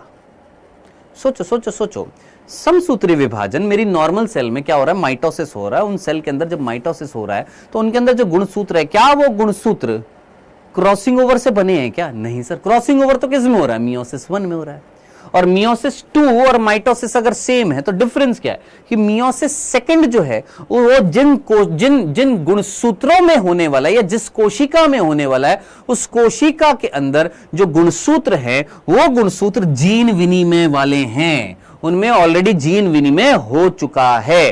और ऐसा मियोसिस सेकंड जिस कोशिका में होने वाला है वो एस अवस्था से गुजरकर नहीं आती है, जबकि माइटोसिस जिसमें होता है वो G1 S G2 यानी एस अवस्था से गुजरकर आती है। बोलिए जी, डन। इतनी सी बात समझनी थी, इतनी सी चीज देखनी थी। तो अर्धसूत्री प्रथम की पूर्वावस्था प्रथम में एक बिंदु नोट डालकर आपने ये लिखना है कि इसमें जो पर्टिकुलरली डिप्लोटीन अवस्था जो होती है, कौन सी डिप्लोटीन अवस्था, ये सबसे लंबी अवस्था होती है। ह्यूमन रिप्रोडक्शन में आप पढ़ेंगे, अंड जनन एक प्रक्रिया होती है और इस अंड जनन प्रक्रिया में अंडक का निर्माण होता है। एक अंडक होता है जिसका नाम होता है प्राइमरी oocyte, प्राथमिक अंडक होता है। एक लड़की जब पैदा होती है तो लगभग 10 से 12 वर्ष तक, जब तक यौवन आरंभ नहीं होता, जब तक प्यूबर्टी नहीं आती, उसके अंडाशय के अंदर ये जो oocyte अंडक जो होते हैं वो इसी अवस्था में ही रुके रहते हैं। अब जो मेरे साथ जुड़े हुए हैं बैचेस में, जरा जल्दी से मुझे बताइएगा, आपने ह्यूमन रिप्रोडक्शन में ये चीज पढ़ी थी, क्यों ये मैं पूछ रहा हूं आपसे, आप आंसर देंगे। अगर आप बैचेस में जुड़े हो, आपने पढ़ा हुआ है, या नहीं भी जुड़े आप जानते हैं तो आंसर दीजिए। डिप्लोटीन अवस्था में क्यों रुकी रहती है अंडक, सोच समझकर आंसर दीजिएगा। मनीष बोला ना, एक ही चीज को कितनी बार रिपीट करूं बेटा, जिस दिन ये वन शॉट है उस दिन आपकी 2 क्लासेस हैं, मतलब 3 क्लासेस है जिसमें बायो की नहीं है दोस्त। हाँ जी, वेल डन यश, बहुत ही बढ़िया, वेरी गुड। हाँ जी, क्या चाहिए था, FSH हार्मोन। क्या वो जो प्राथमिक अंडक से द्वितीय अंडक बनाने के लिए कौन रिस्पॉन्सिबल होता है, FSH हार्मोन। और वो FSH हार्मोन कब निकलता है, जब प्यूबर्टी आती है, जब यौवन आरंभ होता है, तब उस टाइम पे क्या चाहिए होता है, FSH आता है। वो FSH जो होता है वो मियोसिस 1 को क्या करता है, कंप्लीट करता है, क्योंकि डिप्लोटीन आगे बढ़ाने के लिए जो हार्मोन चाहिए था वो कौन सा चाहिए था, FSH चाहिए था, जो यौवन आरंभ पर होता है। इसलिए डिप्लोटीन अवस्था में रुक जाता है कौन, प्राथमिक अंडक। यानी एक लड़की जब पैदा होती है तो उसके अंडाशय में क्या मिलते हैं, प्राथमिक अंडक मिलते हैं, जो कौन से विभाजन पर रुके होते हैं, पूर्व अवस्था 1 की डिप्लोटीन अवस्था में रुक जाते हैं। हां जी, डन, क्लियर है, आगे बढ़े। चलिए नोट डालकर दूसरा बिंदु लिखेंगे। ये सारी की सारी पीडीएफ आपको मिल जाएगी टेलीग्राम के चैनल पर। जो फर्स्ट क्लास जो हुई थी उसकी भी पीडीएफ हमने डाल दी थी टेलीग्राम के चैनल पर दोस्त। और साथ ही साथ आपने होमवर्क भी करना है। आप होमवर्क नहीं कर रहे, मैं फिर बोल देता हूं, जितने भी है यहां पर, पता नहीं मेरे को टोटल क्रिकेट, हाँ जी, यहां पर जितने भी बालक यहां पर हैं, जितने भी रुके हुए हैं, आ रहे हैं जा रहे हैं, आ रहे हैं जा रहे हैं, ढोक देते हैं यहां पर, गुरुजी हम आ गए, गुरुजी हम जा रहे हैं, गुरुजी हम आ गए, गुरुजी हम जा रहे हैं, हम रुक नहीं पा रहे हैं गुरुजी, हमारे अंदर स्प्रिंग लगी हुई है गुरुजी, हम टिक नहीं पाते हैं एक जगह, हमारे अंदर इतना फोकस नहीं है कि कोई चीज समझाई जा रही तो हम थोड़ी देर रुक कर सुन ले। नहीं, होमवर्क दे रखा है, होमवर्क आपने करना है दोस्त। यहां पर 25 क्वेश्चन दे रखे हैं, इन 25 क्वेश्चन को करिएगा जरूर, ठीक है जी। हाँ जी, नोट डालकर दूसरा बिंदु जो यहां पर याद रखना है वो ये याद रखना है कि कौन से कारक होते हैं जो विभाजन को प्रेरित करते हैं और कौन से कारक होते हैं जो विभाजन को रोकते हैं। तो भैया विभाजन को प्रेरित करने वाले कारक जो होते हैं वो कौन है भैया, पादपों के अंदर हार्मोन्स हैं, प्राणियों के अंदर भी हार्मोन्स हैं। जैसे पादपों के अंदर auxin hormone, cytokinin hormone, gibberellin hormone, ये विभाजन को प्रेरित करते हैं, यानी ये विभाजन करवाते हैं, नंबर ऑफ सेल्स बढ़वाते हैं। सिमिलरली प्राणियों की अगर मैं बात करूं, इंसुलिन, टेस्टोस्टेरोन, ये हार्मोन जो होते हैं, टेस्टोस्टेरोन जो होता है एक तरीके से हमारे अंदर द्वितीय लैंगिक लक्षणों को उत्पन्न करता है, कोशिका विभाजन को प्रेरित करता है। सिमिलरली इंसुलिन जो होता है ये भी कोशिका विभाजन को प्रेरित करता है। कैसे? एक कोशिका के अंदर ग्लूकोज ट्रांसफर कराकर, ग्लूकोज जब पहुंच जाएगी तो ग्लूकोज जब पहुंच जाएगी कोशिका के अंदर श्वसन होएगा, एनर्जी मिलेगी तो कोशिका विभाजन करेगी। तो इंसुलिन इनडायरेक्टली क्या करा रहा है? विभाजन को प्रेरित करा रहा है। तो ये चीज आपने याद रखनी है। नेक्स्ट, विभाजन को संदमित कौन करते हैं? विभाजन को रोकने वाले कारक कौन से होते हैं? तो बेटा एजाइड, एमाइड, साइनाइड, ये कुछ केमिकल्स हैं जो क्या करते हैं, ये कुछ रसायन होते हैं जो विभाजन को क्या करते हैं? रोकते हैं। जिसमें से एक वर्ड आपने याद रखना है, कॉल्चिसिन। सर ये कॉल्चिसिन वर्ड आपको कई बार प्रीवियस ईयर में क्वेश्चंस में मिल जाएगा। क्या? कॉल्चिसिन, ये कई बार आपको क्वेश्चंस मिल जाता है कॉल्चिसिन का। जब आप मॉड्यूल्स के क्वेश्चंस करते थे कॉल्चिसिन मिल जाता है। सर ये है क्या कॉल्चिसिन? अभी सिर्फ इतना याद रखना, कॉल्चिसिन जो होता है ये विभाजन को रोकता है। कौन ये कॉल्चिसिन? याद रखना, कॉल्चिसिन जो होता है ये केमिकल होता है जो एक पादप के अंदर होता है। उस पादप का नाम होता है कॉल्चिसिन ऑटमनेल। ये केसर का पादप होता है जो लिलिएसी कुल के अंतर्गत आता है। ये चीज मैंने आपको पढ़ाई थी। ये कॉल्चिसिन जो होता है ये बहुगुणिता लेकर आता है। कैसे बहुगुणिता कैसे लेकर आता है? ये तर्कु तंतुओं के निर्माण को रोकता है। अब सोच, तर्कु तंतु जब नहीं बनेंगे, केंद्रक का विभाजन पूर्णतः नहीं होएगा। केंद्रक का विभाजन जब पूर्णतः नहीं होएगा तो बार बार जब ऐसा अवस्था आएगी तो डिप्लॉइड से टेट्राप्लॉइड, टेट्राप्लॉइड से ऑक्टाप्लॉइड, 8n, 16n, इस तरीके से नंबर ऑफ क्रोमोसोम जो है या गुणिता जो है वो क्या होती जाएगी? बढ़ती जाएगी। तो तर्कु तंतुओं के गुणसूत्र से जुड़ने से रोकता है या तर्कु तंतुओं के निर्माण को रोकता है। तो मध्यावस्था को एक तरीके से क्या कर देता है? रोक देता है। मध्यावस्था लाने नहीं देता है। मध्यावस्था लाने नहीं देगा तो एक तरीके से विभाजन को क्या कर रहा है? संदमित कर रहा है। लेकिन उसके कारण विभाजन तो नहीं होगा, लेकिन कोशिका के अंदर द्विगुणिता से क्या आ जाएगी? चतुर्थ गुणिता आ जाएगी। ये चीज याद रखनी थी, भूलना नहीं था। ये था हमारा दूसरा नोट डाल के बिंदु। ये कॉल्चिसिन याद रखना, तर्कु तंतुओं के निर्माण को और तर्कु तंतुओं को जोड़ने से रोकता है। किससे? गुणसूत्र के काइनेटोकोर से जोड़ने से रोकता है। मध्यावस्था को क्या कर देता है? रोक देता है। ये सारी चीजें याद रखनी है। आखिरी नोट डालकर बिंदु जो है वो ये है कि एक विभाजन होता है समसूत्री, एक होता है अर्धसूत्री और एक होता है असूत्री। असूत्री विभाजन जो होता है वो प्रोकैरियोट्स में पाया जाता है। क्या होता है सर? एक प्रकार का द्विविखंडन ही होता है। ये एक प्रोकैरियोटिक कोशिका है, जैसे एक जीवाणु है। ये जीवाणु के अंदर ये क्या था? इसका मुख्य आनुवांशिक पदार्थ था। अब साहब इसको अगर विभाजन करना है तो सबसे पहले क्या होएगा? सर ये जो जीवाणु जो है ये अपने इस जेनेटिक मटेरियल का क्या करेगा? सर द्विगुणन कर लेगा। ये इसका जो जेनेटिक मटेरियल जो है ये रेप्लिकेट कर लेगा। ये जो जेनेटिक मटेरियल जो होता है, जेनेटिक मटेरियल को हमने क्या नाम दिया था? अगर आपको याद आ रहा हो, केंद्रकाभ। याद आ रहा है? नहीं, जीनोमिक डीएनए बोला था। केंद्रकाभ तो वो जगह थी जहां पर ये डीएनए मिलता है। ठीक है। अब इसके बाद क्या होएगा भैया? ये जो है अंदर की तरफ मुड़ता है और अंदर की तरफ मुड़ने के बाद में ये सीधा ये विखंडन कर लेता है, इस तरीके से विभाजन कर लेता है। तो कुल मिलाकर एक तरीके का द्विविखंडन जो होता है, एक तरीके का बाइनरी फिजन जो होता है, वही क्या कहलाता है? आपका असूत्री विभाजन कहलाता है। उसी को हम क्या बोलते हैं? एमाइटोसिस बोलते हैं। और ऐसा ही विभाजन किसमें होता है? याद रखना, माइटोकॉन्ड्रिया में होता है। ये आपकी एनसीईआरटी में लिखा हुआ है। सर कहां पर लिखा हुआ है? अगर आप सेल चैप्टर पढ़ेंगे, सेल चैप्टर के अंदर जब आप माइटोकॉन्ड्रिया पढ़ेंगे, जैसे कोशिका जीवन की इकाई जब आप एनसीईआरटी में पढ़ेंगे, एनसीईआरटी में पढ़ने के बाद कोशिका जीवन की इकाई में जब आप माइटोकॉन्ड्रिया पढ़ेंगे तो माइटोकॉन्ड्रिया पढ़ने के बाद, टॉपिक पढ़ने के बाद बिल्कुल लास्ट में, माइटोकॉन्ड्रिया के लास्ट में लिखा हुआ है कि माइटोकॉन्ड्रिया जो होते हैं वो द्विविखंडन द्वारा अपनी संख्या को बढ़ाते हैं, अपनी संख्या को बढ़ाते हैं। तो याद रखना, द्विविखंडन एक प्रकार का असूत्री विभाजन होता है, एक प्रकार का अमाइटोसिस होता है। डन। अच्छा, ये दो क्वेश्चन मैंने दिए थे बहुत सीधे सीधे। प्रोकैरियोट्स में कोशिका चक्र पाया जाता है या नहीं पाया जाता? प्रोकैरियोट्स में सूत्री विभाजन पाया जाता है या नहीं पाया जाता है? तो याद रखना, प्रोकैरियोटिक कोशिका जो होती है उनके अंदर कोशिका चक्र पाया जाता है, जिसमें वृद्धि भी होती है, विभाजन भी होता है। लेकिन विभाजन जो होता है, क्या वो समसूत्री विभाजन होता है? नहीं। प्रोकैरियोट्स में जो विभाजन जो होता है वो माइटोसिस नहीं होता है, एमाइटोसिस होता है। तो याद रखना, भूल मत जाना। मानव कोशिका का कोशिका चक्र 24 घंटे का था, यीस्ट का 90 मिनट का था और ई कोलाई का कितना था? 20 मिनट का था। यानी ई कोलाई कौन है? जीवाणु है, यानी प्रोकैरियोट्स है। तो यूकैरियोट्स और प्रोकैरियोट्स दोनों के अंदर क्या पाया जाता है? कोशिका चक्र पाया जाता है। लेकिन प्रोकैरियोट्स में समसूत्री विभाजन नहीं मिलता है। कौन सा होता है? असूत्री विभाजन होता है। याद रखना। ये था दोस्त हमारा पूरा का पूरा चैप्टर। ये था हमारा कोशिका विभाजन, कोशिका चक्र, कोशिका विभाजन था। इसके प्रश्न मैंने आपको दे दिए हैं। आपको कोई भी किसी भी प्रकार की दुविधा है, कोई परेशानी, आप बिंदास यहां पर पूछ सकते हैं। हाँ जी,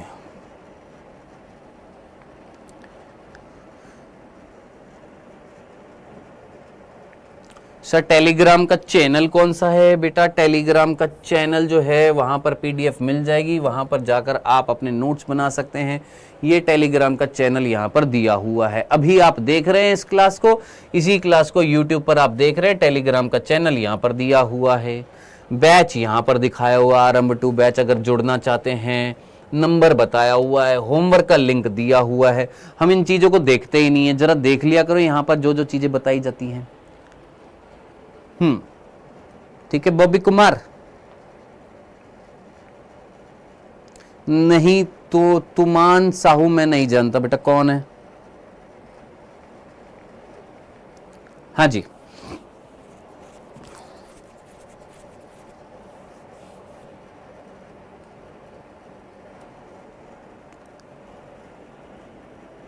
डाले हुए कृष्णा केवाई, सारे के सारे लेक्चर हैं मेरे भाई। अगर तुम सर्च करोगे इसी चैनल पर जाकर तो इसी चैनल पर तुमको सारे के सारे मिल जाएंगे दोस्त। यहाँ पर ये डाउटनट नीट का चैनल खोलोगे, डाउटनट नीट का जैसे ही चैनल खोलोगे तो चैनल खुलते ही यहाँ पर वीडियोस में जाओगे या प्लेलिस्ट में जाओगे तो प्लेलिस्ट में तुमको सारी की सारी मिल जाएंगी, वीडियोस सारी की सारी मिल जाएंगी दोस्त। यहाँ पर सारे के सारे लेक्चर मिल जाएंगे दोस्त। ठीक है, ओके। होमवर्क करना बहुत जरूरी है, होमवर्क किया करो दोस्त। जो होमवर्क दिए जा रहे हैं, होमवर्क किया करो जो होमवर्क दिए जा रहे हैं। ठीक है, ये होमवर्क जरूर करिएगा मेरे भाई, जरूर करिएगा। सर नेक्स्ट क्लास अब कब होएगी? नेक्स्ट क्लास जो है नेक्स्ट मंडे को होएगी और अगले वीक वही 2 पार्ट में होएगी। मंडे को, थर्सडे को 2 पार्ट में हम एक चैप्टर को कंप्लीट करेंगे। पुष्पे पादपों में लैंगिक जनन पार्ट 1 मंडे को, पुष्पे पादपों में लैंगिक जनन पार्ट 2 थर्सडे को। फिर उसके अगले हफ्ते मानव जनन मंडे को पार्ट 1, थर्सडे को पार्ट 2। फिर उसके अगले हफ्ते तो शायद राखी आ जाएगी या जो भी होएगा, हम क्या करेंगे, जनन स्वास्थ्य वाला चैप्टर एक ही पार्ट में कंप्लीट करेंगे क्योंकि छोटा चैप्टर होएगा। ठीक, डन, क्लियर है? आपको पूरा का पूरा शेड्यूल भी बता दिया है, सारी चीजें बता दी है।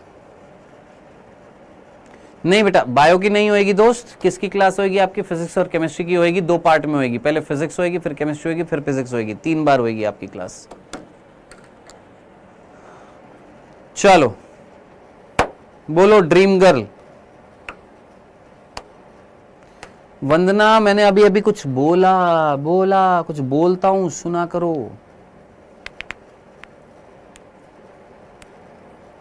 सर माइटोकॉन्ड्रिया में खुद का डीएनए होता है? यस बेटा, माइटोकॉन्ड्रिया में खुद का डीएनए होता है और वो डीएनए जो होता है वो प्रोकैरियोटिक कोशिका जैसा डीएनए होता है। कैसा होता है? गोलाकार होता है ना, और गोलाकार होता है और एक डीएनए होता है, एक क्रोमोसोम के फॉर्म में। देखो ये वाली क्लास जो थी ये हमने इस चैप्टर को अराउंड 9 लेक्चर में कंप्लीट किया था बैचेस में, और यहां पर हमने इसको 2 लेक्चर में कंप्लीट किया। ऑब्वियस ही बात है उनको ये अच्छे से समझ में आया होगा जिन्होंने पूरे के पूरे लेक्चर लिए हुए हैं। उनके लिए ये एक तरीके से रीस्टार्ट के फॉर्म में था ताकि वो बैकलॉग जो हो चुका है उसको कवर अप कर ले। अब अगर आपने लेक्चर डिटेल में नहीं लिया हुआ और आप फास्ट रिवीजन के लिए आए और सोचे कि मेरे को एकदम से समझ में आ जाएगा तो कॉम्प्लिकेटेड रहेगा। हाँ, कोशिश यही थी कि जिन्होंने पार्ट 1 देखा हुआ इस चैप्टर का उनके लिए आज का पार्ट 2 बहुत इजी रहा होगा, क्योंकि पार्ट 1 अगर समझ में आ गया तो पार्ट 2 भी आराम से समझ में आ जाएगा। बोलो सौंदर्या गेमर्स, बोलो गुंजन।